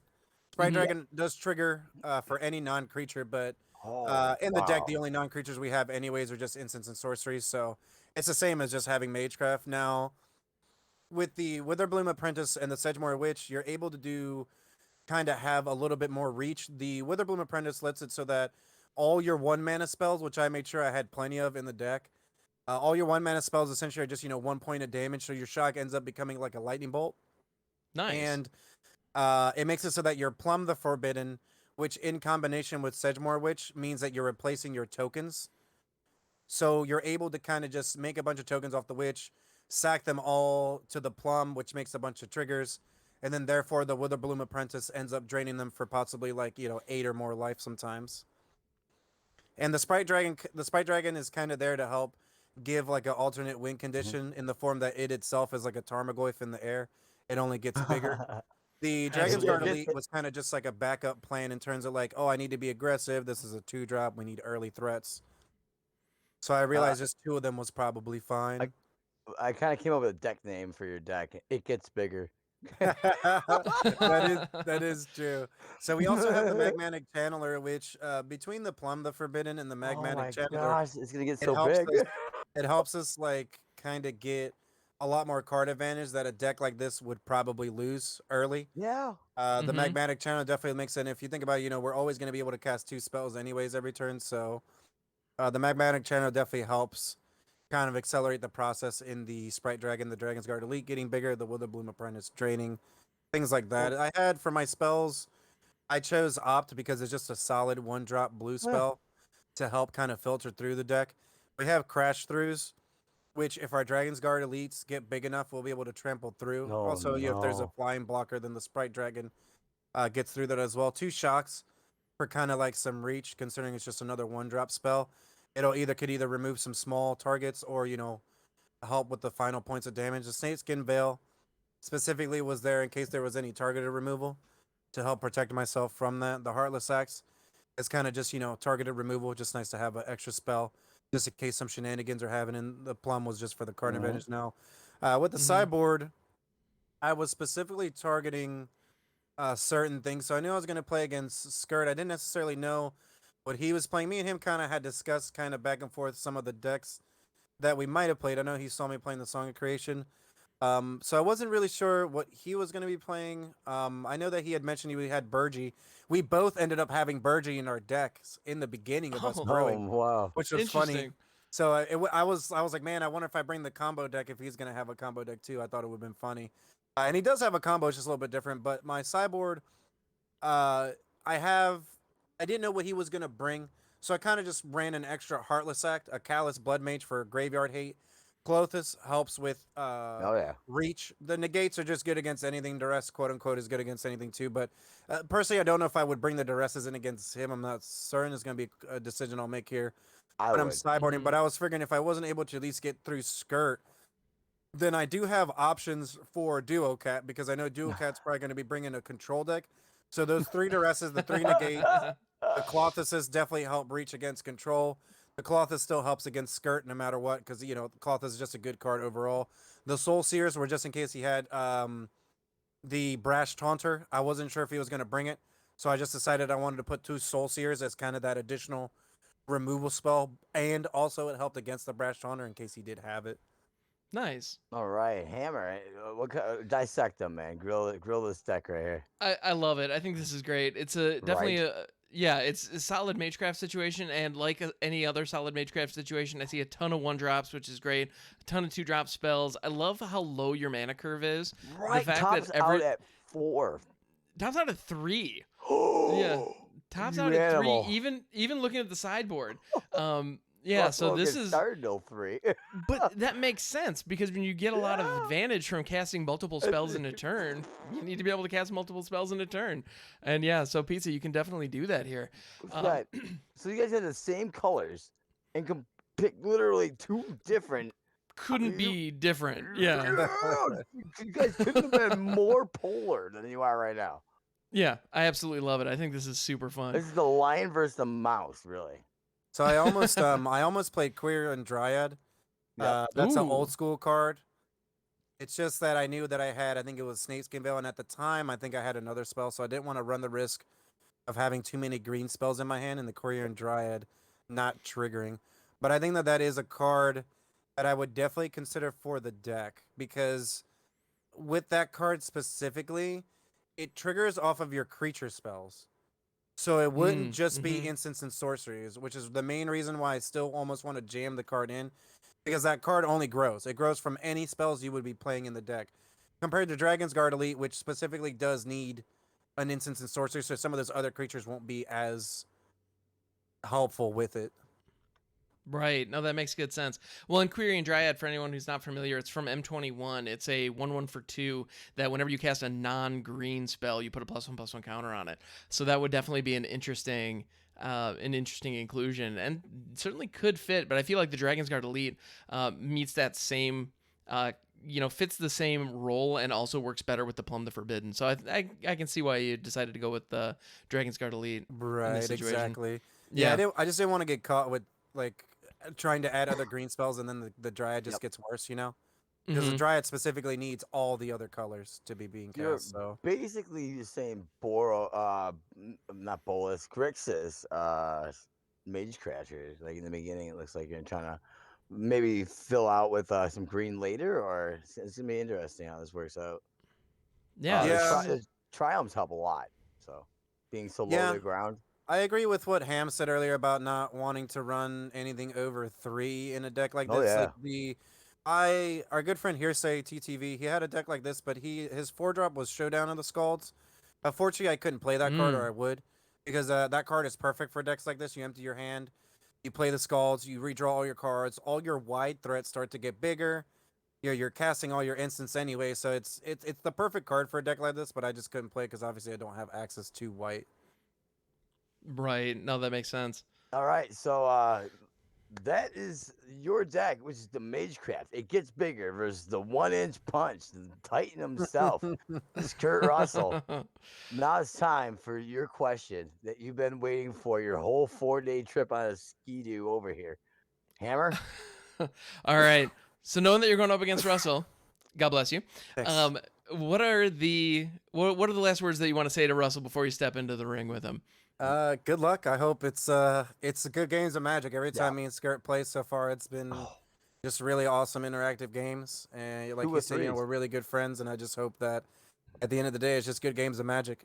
Neither one of us likes it to just be one-sided, so we want it to be entertaining for us, and we wanted it to be entertaining for everybody. So best of luck. All right, that's beautiful. Rock on, really. man. I'm no facetiousness here. So we're gonna send pizza back to the locker room, man. Touch Claus Pizza if you accept this challenge, fam. Boom! Let's do it. There we go. Let's go, guys. We're heading back to the locker room now. Do you want to throw out that? Do we do a raffle? Did we do the raffle? We did not do the. Well, we already picked the winner for the raffle. It was Nude Snorlax won the raffle. I'm just trying to feed the chat here. They're hungry. Oh, of course, I get that. All right, guys. Without further ado, as we say here in Fight Club, don't, as I say it a lot. Hollywood Pizza versus Skirt Russell Hammer. All right, Hollywood Pizza versus Skirt Ruffle. Let's go. All right, let me make sure I moved to the right scene. All right, and so we are currently watching from Hollywood Pizza's perspective. So we're going to be watching from Pizza's perspective for game 1. We're going to be switching over to Skirt Russell's perspective for game 2. Your referee for this evening will be Hamhawks42. Follow, subscribe in an order that may surprise you. Now, want a good clean fight? Yeah. Yeah. Ooh, double Sedgemoor Witch, Dragon's Guard Elite in the opening hand, but only a 2-lander. And he's going to keep it. Oh! All right. Spicy. I like it. No, is he going to lead with? He's going to lead with green or blue on the pathway. He leads with green for the Dragon's Guard Elite, presumably. And the Clearwater pathway is probably going to... Ooh. I was about to say it was going to come down as a black Manosaurus for the Heartless Act and potentially Sedgemoor Witch later. So he did opt and it is. Okay. The opt so he chooses... the opt. Yeah, he opts against the opt. Exactly. Oh, but he got the Clearwater... The Riverglide pathway. Never didn't have it. And he's going to be playing the Sedgemoor Witch. So much value. Off to an excellent start for Hollywood Pizza. Gosh. Yeah, so fast. And he's got the Heartless Act in hand, too. And he drew the perfect land in the Crag Crown pathway. So now he has access to a red Manosaur so he can play the Sprite Dragon. But he chooses to play a second Sedgemoor Witch with Opt Up. So there's a question, does and he opts before damage to get a little extra damage on the Dragon's Guard Elite. Oh my goodness, Pizza is going off here. He's coming out like a bat out of international water. Exactly. Oh my goodness. Off to a terrific start, with a deck that's running nothing greater than a 3-drop, and even then only 4 of those. Flynn said that you can win as long as you get all the cards you need when you need, apparently. So yep, and that's all it takes. You just draw the cards you need. Oh my goodness. Russell's biceps, I mean, they're sitting there, but they're getting no work yet. Yeah, Russell's deck is definitely on the slower side, and he's feeling it here. Oh, my bananas, chat. Oh, my bananas. Pizza's coming out. He's hungry. Oh, my goodness. And he actually Heartless Acts his own... he Heartless Acts his own pest in order to get 2 more pests off the Sedgemoor Witch, and that's going to give him lethal. Oh my goodness! Holy wow! That was insane. Have you ever seen something? Ahead of schedule. That was nuts. Here. And so now, what does he sideboard out? I don't know. I think you just click done here. Russell's a little bit phased here by his a little dazed for sure. Oh my! Holy pepper! Yeah, I would take out the snakeskin veils also. I win this matchup. Yeah. Other than that, have fun. Maybe a negate or two. Shoot. Right. All right. Holy All right, so let's go ahead and bananas. switch over to Skirt Russell's perspective for this next matchup. Let's see how this plays out. Let's go visit the Titan himself. Absolutely. All right, so he's going to be keeping 7 with... but he's got that extinction event in hand. That could go a long way. Extinction event's going to really come in handy when he's got 20 dudes out. All right. So he starts out with a Ketria Triome. Holy speed. No, that was blazing fast. For 4 colors. Right? Ooh, and Hollywood Black does not... So Hollywood Pizza, rather, does not hit a 1-drop, but he didn't last game either, and that did not stop him. No. So the Witherbloom Apprentice. Now, the Mystical Reflection, Russell's happy to see this, but he doesn't have the big threats that he needs just yet. But that Llanowar Visionary is definitely going to be a valuable blocker here. He also has access to Emergent Sequence now and Solve the Equation, so we could see some shenanigans are brewing here. I believe you're muted, Hammer. I'm muted. There you go. You're good now. Oh, that was interesting. Let's try all that. I missed you. Oh, man. I missed you too, buddy. I didn't even realize I was gone, but I missed you. All right. So he casts the Emergent Sequence here. Ramping a little bit. Going to grab a Swamp. Nothing wrong with that. I see some oh my bananas in the chat. They got a banana emote. Absolutely love it. I think he's going to grab the 10 the Pest here. Absolutely, because he has the Mystic Reflection. No, he's setting up. Russell's winding up, guys. Russell is definitely winding up here. Russell taking shot after shot. He's bound to hit him back one of these times. You made him mad. Sedgemoor Witch. Crash through. Okay. So Pizza now setting up again. Oh my gosh. The Apprentice swings in for 2 damage. He's near Russell's drawing a land. Now, does it use the extinction event yet or not? For odd. Oh, he's going to foretell the Mystic Reflection so that he gets a discount on it later. Very nice. Another Llanowar Visionary Massacre Worm. He's going to hold back, I believe, here. Yep. I think you're right. Oh, my mama. Now, he doesn't have access. He only has access to 1 black mana source, unfortunately. That is correct. He's teeing up that extinction event, getting it ready. Oh, he's licking his lips right now, chat. Right? That Massacre Worm is clutch. But he doesn't have the mana to cast it, unfortunately. That's very true. Yeah.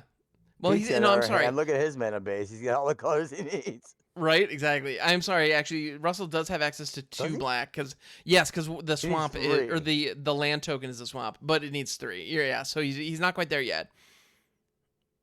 1, 2. Okay, yeah, he's got 2. Okay, that's tricky. It's a blue-green. It's a blue-green swamp. Yes, it's a very interesting swamp.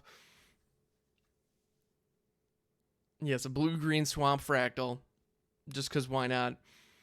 Pizza knows that he needs to do something right here, right now. Crash through, that's not bad. That's not a bad answer, but that's just Massacre Worm is hungry for pizza. Oh, yeah. And so Russell's hoping to draw a... Ooh, Terror of the Peaks is not a bad pickup here. Oh, how's it go? Terror of the Peaks is not a bad pickup at all, actually. See, Russell needs all the mana, so Extinction Event's actually kind of going to cripple him here, but it's a calculated burn. He can get swarmed out. Holy cow, could he ever? Would plumb it's the possible. Plumb the whatever. Plumb the Forbidden would be would be very good here. He might actually be staying open for it, chat. It's possible. Oh wow. Plot thickens, boys and girls. All right, so Russell. Oh, I see what Russell just did there. So he casts out Terror of the Peaks, leaving up the mana for Mystic Reflection and 10 the Pests. So he's going to Mystic Reflection his own Terror of the Peaks, and then sacrifice it to 10 the Pests. I think he's got it. It's 25. Oh, Russell, no, he does not. Oh, yes, it's not quite there because the Heartless Act on the Terror of the Peaks is going to resolve before Mystic Reflection, and as a result, the Mystic Reflection effectively fizzles. What a clutch play! Yeah, that was a clutch play by Hollywood Pizza. The heartlessness of pizza. That Heartless Act was exactly what he needed. Wow, what a play! Oh my goodness, that was such a good play. This is my goosebumps. I can't hide them anymore. I'm like sandpaper, but goosey. All right. No, that Heartless Act was clutch. Otherwise, Russell would have had it because he would have gotten 5 Terror of the Peaks. 25 damage first. Isn't it? It's Wait, no, it's 5 exponent. Yeah, exactly. Yeah. So no, 5 it's times a 5? lot more than it's Like 25 times 5. Yeah. 125. Something like that. It's enough. That's for sure. Oh, yeah.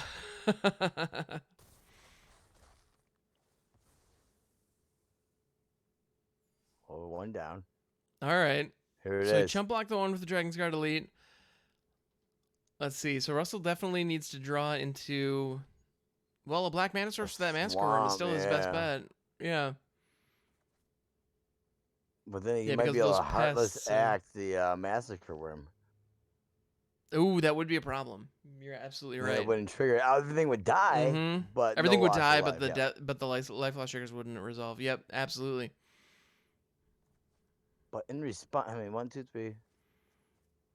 Oh, so he does not have enough to Massacre Worm and do the blue card, the Inquisition. Or Mystic Reflection or solve the equation. Yeah. Okay, so there's Plumb the Forbidden card. Oh, I see now.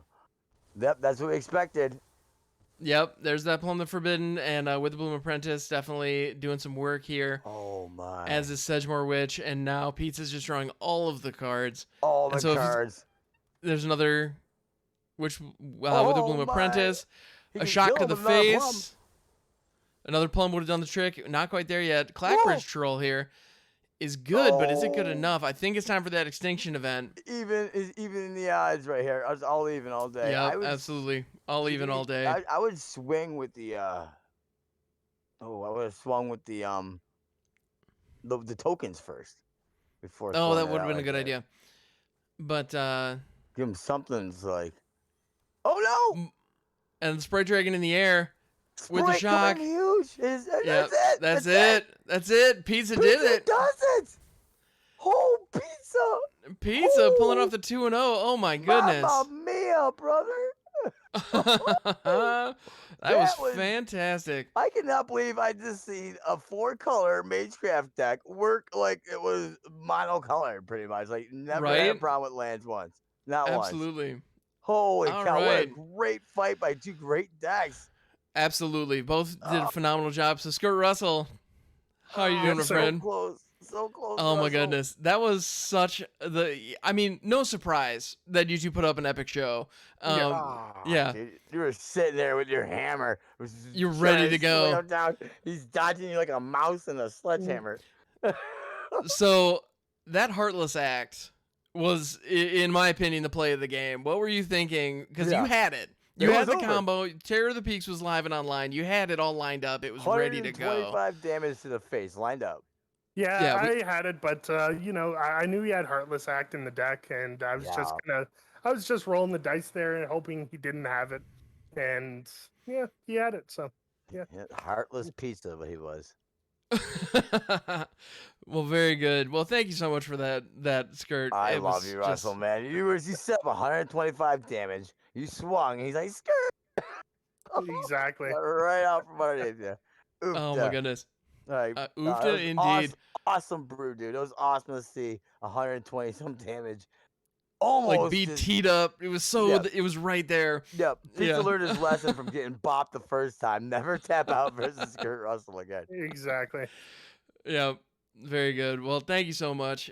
So yeah, Skirt Russell, was there anything that you wanted to add before we send you back to the locker room? Nope, that's about it. All right, very cool, man. Thank you so much. Let's get Pizza in here. All right, leftover pizza. Hey, how's it going, guys? Hey, how's it going? That deck was a lot better than I thought it was gonna be. Oh my goodness. The deck worked out. Now, guys, before we get into pizza, don't forget you can vote Russell back. Yes, that's very guys. true. The Hammer hit him up with what chat can do in parts to revive their favorite fighter of the evening.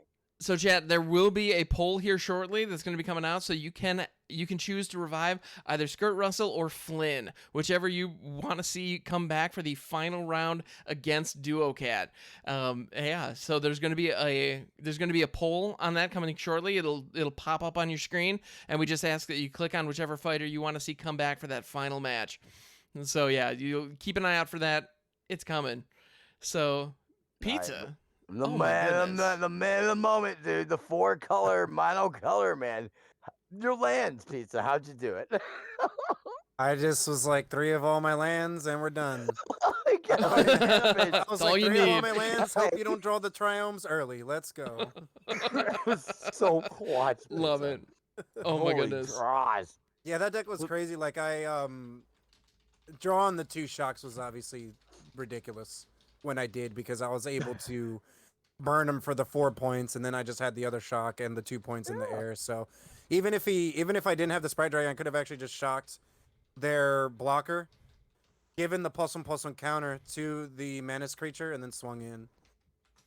Okay. Yeah. So that moment that you laid down the Heartless Act that Hammock and I witnessed, and the chat just shuddered. You dodged over 122 damage because you took 3 from a tear. That was scary. I was just like, well, he went to go look for the card, and in my head, I was already thinking of game 2. I was like, all right, so for game 3, I was like, all right, for game 3, I probably want to bring in duress. That was like my first thought. I was like, all right, well, he searches for cards, so at least maybe, I want to get the card when he goes and gets it. Maybe I want to do that. So in my head, I was already thinking I was dead, because I think that was before I had the Heartless. I think it was like 2 turns. So I think I drew the Heartless after that happened, after he went and got the instant. And then at that point, I think I was like, okay, I think I'm fine now. Because before that, I was legitimately worried. I was like, I need to kill him like right now. I was thinking in my head, I was like, oh crap, like he's gonna hit 8, 9 mana. He already has 2 mana dorks out. I was like, I gotta kill him. I was like, I can't be messing around. So I was worried, and then I was almost gonna wait for that plum instant speed, but I think waiting for it or doing it main phase was still right. I think that was fine when I did it, because either way I got the cards that I wanted to burn them in the face or whatever. So that, I think that worked out. It's a very complicated deck to play. I think you saw me kind of pause every once in a while where I'd be like, this is weird because there's like 2 lines to make, but I'm not really sure what the most efficient use of my mana, because each one of my lands only adds 1 color, so I have to make the most out of that. And then on top of that, I have to make sure that I sequence my spells, because sometimes I want to keep the one, I think it's like Barge Through or Breakthrough, whatever it's called, the 1 red Trample. Sometimes I want to keep that card because of Dragon Skill, Dragon. Did we lose him? Oh, I think we lost him. And everybody, that poll is now live. Yeah, guys, vote for who you want here. Pizza fell off the boat. Let me see if I can get him back in here. He got a little seasick. He's a little nauseous after going 5,000 miles an hour here. Oh, my bad. My no worries. Something happened in my Discord. But so the breakthrough kind of helps.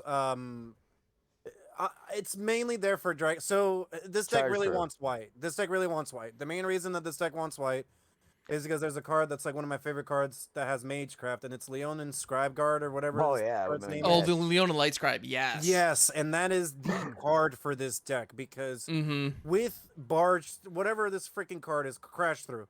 With Crash Through, Charge Through. Leonin literally makes it so you just have lethal all the time. Like with Sedgemoor Witch, you're like, all right, make 3 1/1s, and then out of nowhere you're like, all right, cast 2 spells. All my creatures get +2/+2, and then cast Crash Through. Now they all get +2/+3 and trample. It was a mini overrun attack. You know what I mean? Like, there's so many lines of play with that card. And honest, the Witherbloom Apprentice was huge. Like, that card was really absolutely gas, honestly. It really was. Well, and I was shocked in that first game when you Heartless Act your own pest to get lethal. I absolutely love that. I was that like, I just need to cast this card. I was like, I need to kill one of my own cards. I was like, well, Sedgemoor Witch just makes cards. I was like, I'll just kill the unsummoned card or whatever. So by any means necessary, you went. Pete. A very good game. Brilliant brew. Thanks, Marvelous performance, bro. Awesome. Yeah, Nothing congratulations short on the of win. Fight Club expectations, fam. Great match. Both you and Skirt Russell and everybody around here today right now. Thank you very much. Absolutely. We're gonna send Yeah, Pizza thank you so much. back to the locker Thanks, room. guys. He's got so right now, guys, you have a chance to vote. Vote on the top of there's a carrot where you vote in the top right of the chat bar. Vote if you want Flynn was taken to come back in his 4-color enchantment Dance the Man's Brew.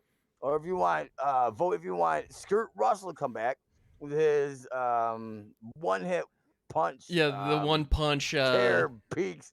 Terror Massacre Peaks, deck. Mystic Reflection, Tend the Pest. Mystic, You know, yeah. you all. Yeah, I mean, we all saw it. Yeah. We all know what's coming. So vote We all now, know what it's all guys, or about. forever not have an influence on the show. For now. All right, so that poll is coming to a close here in just the last few seconds, where you can.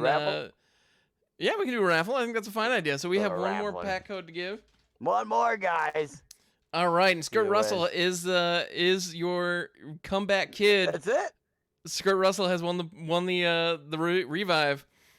Good job. So Skirt Russell, guys, is going to be in versus Duo Cat for the versus Duo Cat Cat fight. For the revival fight. All right. Currently, guys, Duo Cat joined us a week later. He replaced one of our previous fighters that rest in peace. He's out in the Pacific still. I love him though. He's actually fine. Great guy. It's all kayfabe, I promise. So, Duo Cat has yet to get on the board. This is his moment. And right now, I believe everybody's tied for 3 points. Is that right? Okay. I think that might be right. 3. I've got 3. Pizza's got 3. Russell might have 2. Oh no. Oh no.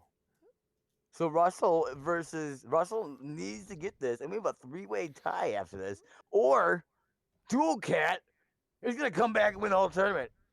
It's possible. You never know. Yeah. I don't know if he's gonna win the tournament, but he's definitely gonna place very well then. Absolutely. Well, all right. We want him on the board. Absolutely. Let's get Duo Cat in here, ladies and gentlemen. Duo, it's time to Duo. the Dual Cat TV at Twitch. What's up? Hey, buddy. How's it going? Top of the day for you. It's going well. How about you, my friend? Yeah, well, it's pretty good. Pretty good. Well. All right. So you got what colors did you get today? What not color did you get? What color didn't you get?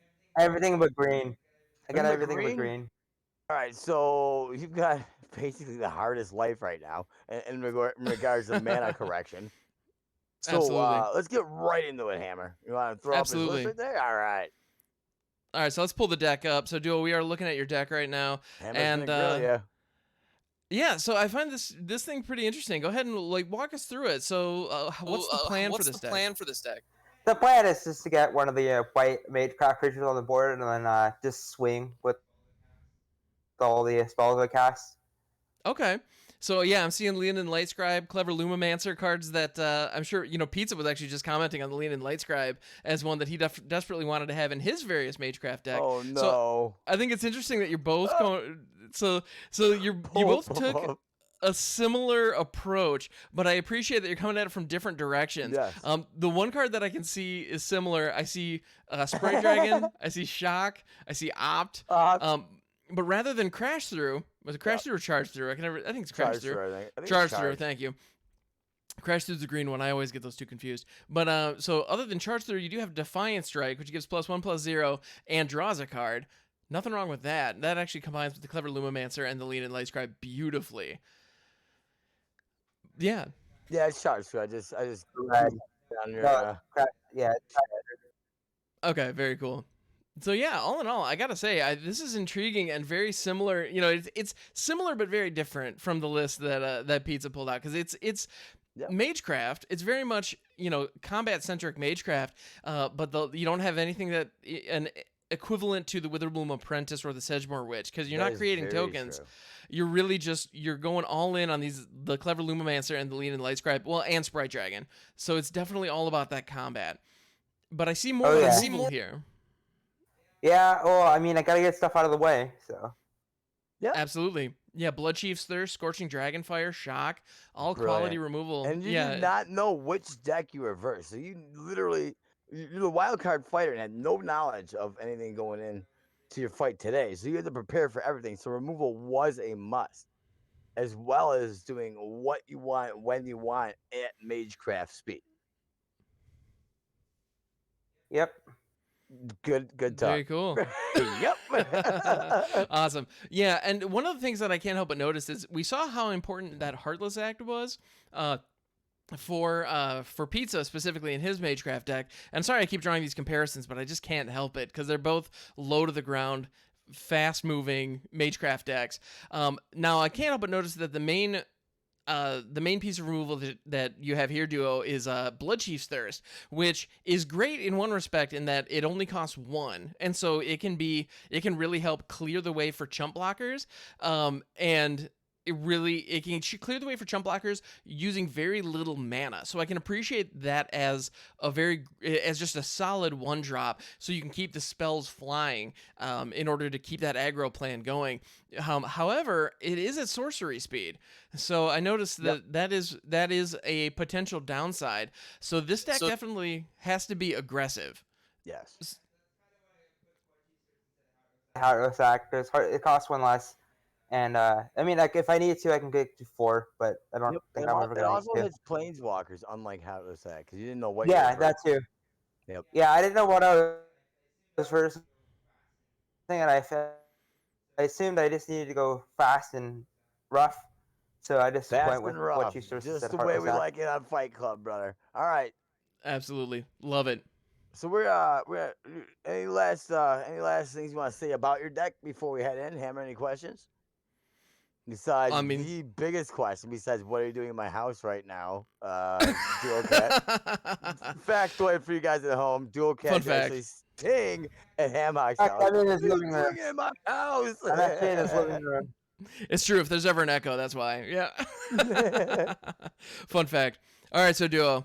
Final question. Uh-oh. Do you have any words for Skirt Russell before you step into that ring?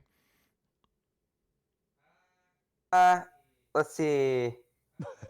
Yeah, just for fun. I do gotta give Skirt Russell my arena tag because we are not friends on arena yet. Oh. So we might get that done now. We'll yeah, if you can remedy that, I'd appreciate it. They'll never know. I gotta fix that. Yeah, do that right now while you can. All right, we're gonna send Dual Cat back. Good last words. Give me your friend. Let's be friends. Let's be friends. I love that. Back to the locker room. Stuart Russell is waking back up from like the bees of the last Magecraft. Like, how do you defend against bees being a big, muscular, burly bear? I don't know, but he's gonna have to do it again, and he's gonna have to do it right. But this time, there's no Heartless Act, guys. There's no Heartless Act this time, so who that knows? He makes 200 tear the peaks. It's all face on Duo Cat. As much. It's true. No if he's able to get that combo up, but yes. the thing is, the Clever Luminancer and Alina Lightscribe can be just blisteringly fast, so it'll be interesting to see. Oh, this is all or none here, guys. Get ready, because we are in for the main event. At least my favorite part of the event, the revival fight, guys. Wild card. I do love the wild card wild card event. It's so suspenseful. All right, so we're getting them all set up here. And then we're gonna bring them out, and your referee for this evening will be Hamhawks 42 for the main event in Fight Club. Let's go. We're gonna have a good, clean fight, hopefully. Hopefully, a good, clean fight. I want to see carnage. I want to see everybody have good cards. Let their decks perform. Without that being said, take it away, Hamhawks. All right, so we are watching from Skirt Russell's perspective. I see a Triome in the opening hand. You're happy to see that. And I see Tend the Pest and Mystic Reflection alongside a Solve the Equation and a Cultivate. He's got all of the combo pieces. He just needs a big threat. So if he top decks a Clackbridge Troll here, watch out. This is going to get out of hand really fast. It depends on the speed of Duo Cat. That is true. The fact that he doesn't have a Land or a Visionary or any other type of early blockers is going to be definitely problematic for him. Well, he's got there's the emergent sequence, and Duo Cat playing the Temple comes into play tapped. Temple of Malice, that is. We're going to play the Island for a Sprite Dragon. Ooh, Sprite Dragon on 2. Nothing wrong with that. And the beatdown begins. He's got a 19-turn clock as board states here. Absolutely. Scott Russell looking at Mystic Reflection. I'm not quite sure what the plan is at this point. I think he's just double checking, make sure he's got it. Yeah. He's making sure he gets the mana this time. Yeah, Massacre Worm would be clutch here, as would Clackbridge Troll. Now Duo plays out the plains. Leonin Light Scribe, you're happy to see that. And there's a shock on the swamp, which is going to tick up. I can speak, I promise. That Sprite Dragon is going to tick it up twice, but putting one counter on it for its own ability, and then also taking it up from the Light Scribe's ability. Holy mana base. Yeah, and Russell's getting all the ramp, which is nice, but... Ooh, I don't know if does he have another red source right now? Ooh. You're going to grab the Extinction event. That's important. Because He right does now, have a actually... red source, okay. Okay, in Dual Cat's deck, the only odd-costed creature is the Clever Lumomancer. Everything else is even-costed, so that that Extinction event could come in handy here. It will wipe his mana, though, when he does throw it for even. It's true. Yeah, it will kill that forest. And that's one less swamp. Of one mind, drawing two cards. The forest. Okay. Drawing 2 cards. Duo did have to pay 3 for it, so that was a divination effectively, but Scott Russell's already down to 9. Oh. And so if I'm Scott Russell, I think I'm casting that Extinction event here. Oh, yeah. Hoping for a big dude you have to. next hand. Right. Russell needs to draw a big dude, but not too big so he can cast the blue card, the reflection. Yeah, he needs to be able to cast a Mystic Reflection on it.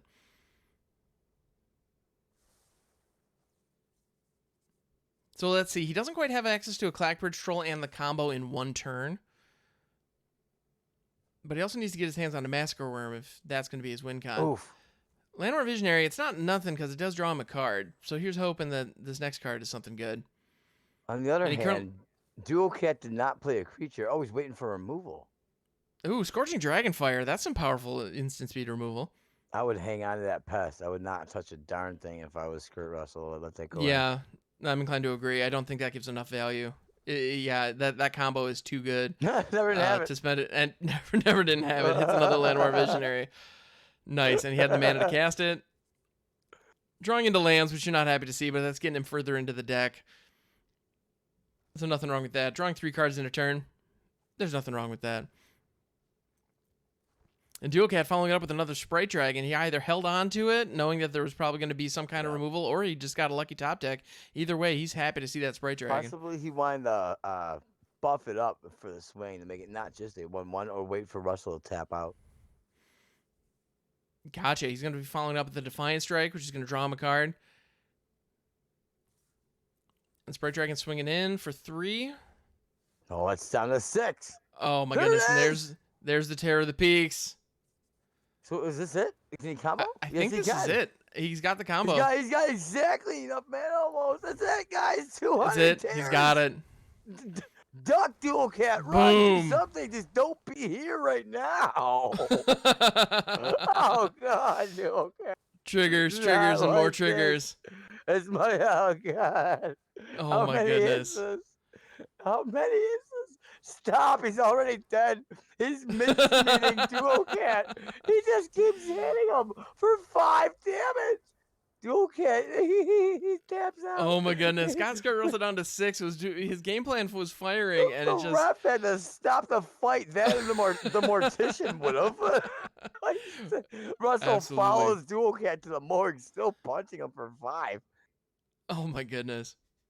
Yeah, that was a clutch Terror of the Peaks off the top there, and I think that turn being able to set up with the Landmark Visionaries made that possible. So I gotta say.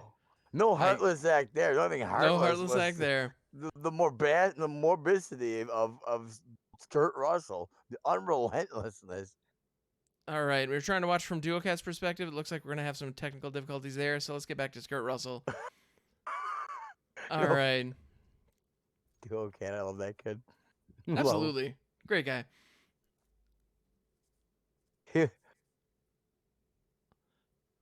All right. He's keeping lots of pests. Lots of 10 the Pest, absolutely.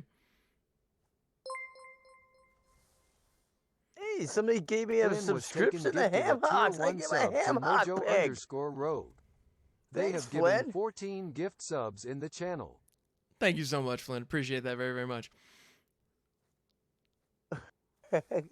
Pig. Yeah, Mojo, welcome to the ham fam. That's my favorite animal besides monkeys. Yep, take it. Oh my goodness, that's a massacre worm. Oh my! That emergent sequence is going to grab a swamp, and Russell's not thinking twice about it. 10,000 Ways to Die, featuring Skirt Russell's 4-color brew. Oh my goodness. Of One Mind taking up the clever Lumimancer. But Of One Mind is actually a really good way for Duocat to maintain. I mean, make sure he doesn't run out of gas. I don't think the gas is gonna get him there, unlike Pizza's Ski-Doo that we got him. He needs a lot of power, guys. Double strike possibly would help, but double the power, it's just... Yeah, an Unleash Fury or Kai's Onslaught. Unfortunately, neither of those are in the deck. Oh, wait, that helps. It's not so bad. Yeah, Lean Light Scribe is very useful here. Another Massacre Worm chat. And a charging Clackbridge Troll. Yeah, the Clackbridge Troll double Massacre Worm. This is going to be bad. Oh, no, chat. Buckle your seats. We're going to see a world... we might see a world record of like 9 lives women save Duocat right now. Nothing will. Now, that said, those goats with the Leon and Light Scribe could be pretty powerful because they do actually increase in size with each Magecraft trigger. Good play. Good play on Duo. Yeah, absolutely. Getting rid of that swamp was very important. And the Defiant Strike, now this is, again, ticking up those goats as well. And Duo still has 2 mana and 3 cards in hand, so he's Defiant Strike on one of the goats. You love to see it. Duo's gonna do it. Duo's going for it. Duo, boys. And he's ops. Oh my goodness. I think he's got it. Oh, he's got it. He does got it. Oh my goodness. Duocat went off. Scrappy Duocat beat. I love it. And it wouldn't have been possible had Skirt Russell not given him those goats. The goats. Wow. Oh my goodness. You gave Duo a firecracker, the man shoots back a rocket. Wowzer. Holy Scrappy Doo. Oh my goodness. Scooby-Doo fans, but he found his little puppy power and his cat-like self here. Yeah, that was definitely a scrappy play. You'll love to see it. We were already mourning Duocat. We were clearly just we were premature in that, clearly. Preparing his eulogy, and then the man knocks him out. He said, I'm not out. Yeah, no, I'm still in this thing. Lean in the Light Scribe. Now, I think Russell's going to think twice about playing a Clackbridge Troll now. Oh, yeah. Fool me once, shame on you. Fool me twice, well, you know the rest. Exactly. Quote our president. Moments in history. Moments in history, yes. Pizza never tapped out again a day in his life for Skirt Russell. It's true. And we saw that lesson. He applied that lesson today, and yeah. Yep. Live and learn, guys. We've been playing together for 4 weeks. We learned. Absolutely. Rule number 1, never tap out for Skirt Russell. Rule number 2. Rule number 2, don't give Duocat goats. Anything. Anything. Don't give Duocat tokens, because oh my goodness, Sprite Dragon coming in. This is so epic. Right? Now, Skirt has the Terror of the Peaks and the Tend the Pest, but he does not have the Mystic Reflection yet. Well, I don't think that Duocat does have removal, but he doesn't have 4 mana to activate its removal for the Terror of the Peaks. Uh-oh, here comes all the mana that you need. Yep, Cultivate. Oh, no. No, he needs a buff. Those 2 dragons like he's never buffed before, chat. It's true. He's got to cast at least 2 spells this turn in order to get those Sprite Dragons out of Massacre Worm range. Yep. 1. There's 1. He does not draw off this, mind you. The opt is taken. That's true. And he swings in. Now, he is stuck on 2 lands as well, which is definitely a problem. Oh, the mana screw is very real here. Oh, no! There's the Massacre Worm. Get rid of those Sprite Dragons. The tides have changed. He says, I'm never giving you anything ever again, except 20 Massacre Worms. Yep, and so now Duo hits a land, which is good because he was down to 2. Oh, but he doesn't have any creatures. Arena always does that. Right when it's too late for you to get a land, they give you all the land you need. Yeah, I've noticed that too. It's kind of unfortunate. Oh, no. So he's got 6 damage now in pocket, mind you. Yep, absolutely. One of those 10 the pass on the Massacre Worm. Oh, Duocast flashing the good game. Oh! Yep, he just didn't have it. Oh, he ran out. Don't give him any goats and you got this, bro. Oh, he's okay. He's getting fancy. I love him. Here it comes. 200 terror. The terror of the Peaks punch. There it oh, is. Jeez, he's really. I think he's still holding a grudge against Pizza for taking out his heartless act.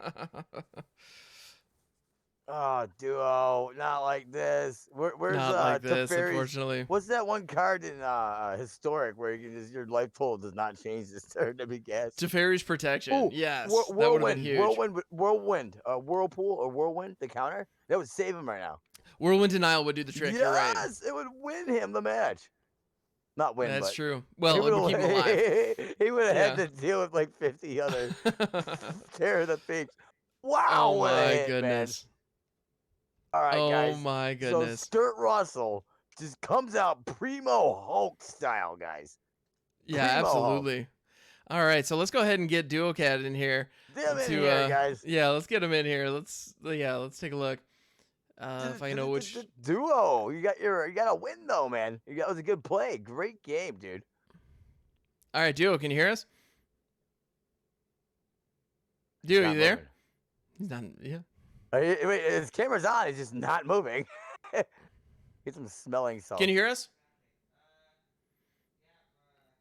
I can hear him.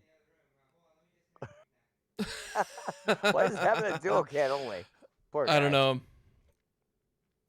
Maybe he's in another world. Yeah, Duo. Past life right now. Yeah. Can you hear us in heaven, Duo? All right.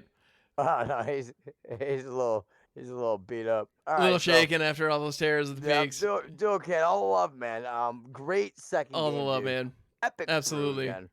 Epic brew, and yeah, that win in game 2 was absolutely fantastic. That was so clutch. Great. That was awesome. Absolutely, beautifully done. Beautifully done. Duocat. Little kid, he got so big. All right, Duo. Love it. All right, Duo. Very cool, man. Let's bring him in. Bring in the Hulk. Let's get him in here. See, he's bashing doors, walking down the locker room. Always here. There he Russell, is. how the heck are you, my dude? Hello. Oh my goodness. Darn near gotta put a new what's it called? Not a new area to the boat. I don't know what it's called. I'm not a boat guy, but I have the camera. We gotta put a new wing onto the ship. That didn't make sense in my brain, so I got a little stuttered there. Russell. New cabin? Is that the anyway? Yeah, I don't know. Yeah, exactly. I don't know boats either. It's we fine. got wings. We got wings on the ship. We don't know boats, but we're flying around in one. Fuck it. Oh. You're good, man. You're bleep fine. That, bleep that. You got it. Russell. Yes. You're a monster. What did you do to Duocat? Well, I mean, he caught me by surprise in the second turn. I shouldn't have given him goats, that's for sure. Apparently. I was kind of thinking that might have happened because, with the Leonin Light Scribe pumping everything, I was just hoping he didn't have enough instant speed pump to actually kill me so I could get the kill next turn. But he did. So that was really good. Underestimated his power of goat. Absolutely. Yeah, the power of goats. Exactly. Your fan base is very appeased by you.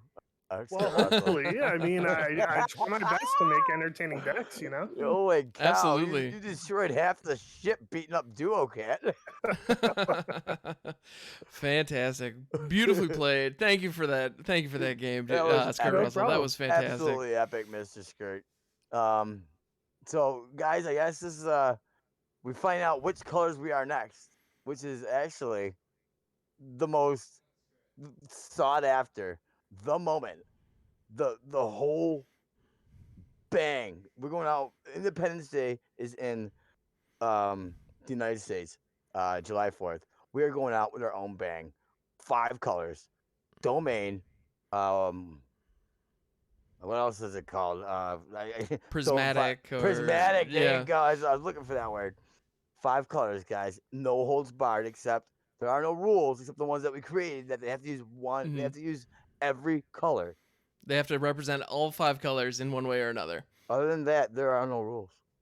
Yeah, other than that, it's all, well, and the standard ban list. But yeah, No, yeah, besides the one we created. And standard, you know. So, Russell, are you yeah. looking forward to the 5 colors, man? You done with these limitations besides the ones we're gonna set for you now? Yeah, I mean the 5 colors are going to be really really fun to play around. Yeah. I have a few 5-color decks, but I don't think I want to bring them because they're 5 colors in theory, but they don't really make use of all 5 colors. Okay. They just sort of make use of maybe one card that has all 5 colors. So it might be it's going to be really interesting to see what everybody brings, especially now that everybody has access to all the cards that are available for them to play. It'll be really interesting to see what people brew up. Absolutely. All right, and Absolutely. I believe we have one trivia to do. Indeed, we do. Russell, great fight. We're gonna put you back into the Back locker in the room. locker Back room. in the Yep. cage. Thank you. Get in there. Thank you. Yeah, Thank you, prod him Russell. in there. Thank you. Thank you. Good thing I brought the kettle prod. Okay. All right. So Mojo, did you? Ham. Oh yeah. So do you have a Let's trivia see. question in mind or My no? trivia question actually is, all right. You know what? Since everybody get that ready. This is for a pack, guys. Yeah. Well, this is for 6-packs. Oh yeah, it's for 6 packs. It's the All right, 6-pack Hammer, code. do you- Is do you it have a- not? Do you have a? Yeah, it is. It's for the big Okay, one. that's Do you what I have a thought. question? Do you prefer? Okay. Otherwise, Very I'm cool. just gonna... So in our first match, Flynn goes, brought guys. Flynn brought a very interesting tribe to bear. And so what was the tribe that Flynn was bringing to the table? First one, first serve. Goblins, wrong. That is incorrect. Bears, also Bears, incorrect. Also wrong, Flynn, and that's very from cheeky. Flynn. Goblins, Birds, these are all bears, good guesses. birds, It was oh a my. very unique I don't know how to say that without being it's censored. tribal in not the Sure, most Russell. strict, not in the strictest sense of the word. I brought up bear. Sneaky. Very No, nice. all these attempts here, guys. Now remember, if you guys won already, this is a 1 per person. Like these codes can only use 1 per account. The 6 ones Mhm. here. Mountains. All right, that didn't work out, guys. You know what? Let's do something easier, like 2 plus 2 is 5 and stuff. I'm gonna hold up a finger, like and then pull another finger. All right. So here in international waters, going way back to the beginning, what vehicle are we on right now? I can't get easier than this. We're on a mother pizza. You can't. Hummer is. Somebody type in boat until they get 6 packs. Oh my goodness. Oh my god. All right. You know what? All right, everybody. Pizza, you can have it. You can have it, pizza. Right. I can't Beautiful. yell Well it out. played. Well played. Way to go, man. Really nail biter there. All right, perfect. All right, guys. Oh my On that goodness. note, next week we will be fighting. Can you bring us up, actually, Ham? You guys all ready for a quick cam, all of us? Like, oh, Get get this everybody all on in here, camera? guys. Sure, why not? Let's- Yeah. That'd be cool. Absolutely. Guys, we are on a boat. A mother stinking boat, and we're all friends. And I freaking love these guys, man. Look at all of you Absolutely. guys. Everybody wave to the camera, guys. All fighters, guys. We are going out with a bang next week, guys. Be here. It's me, Mojo, here with the hammer. Yo. And we are only on, guys. Touch gloves, everybody, right now. Everybody, come on. Look, the planet's here. Duo can't hear us. We'll All right, touch see you gloves. next time. Only on Fight Club. Fight Club. Fight Club!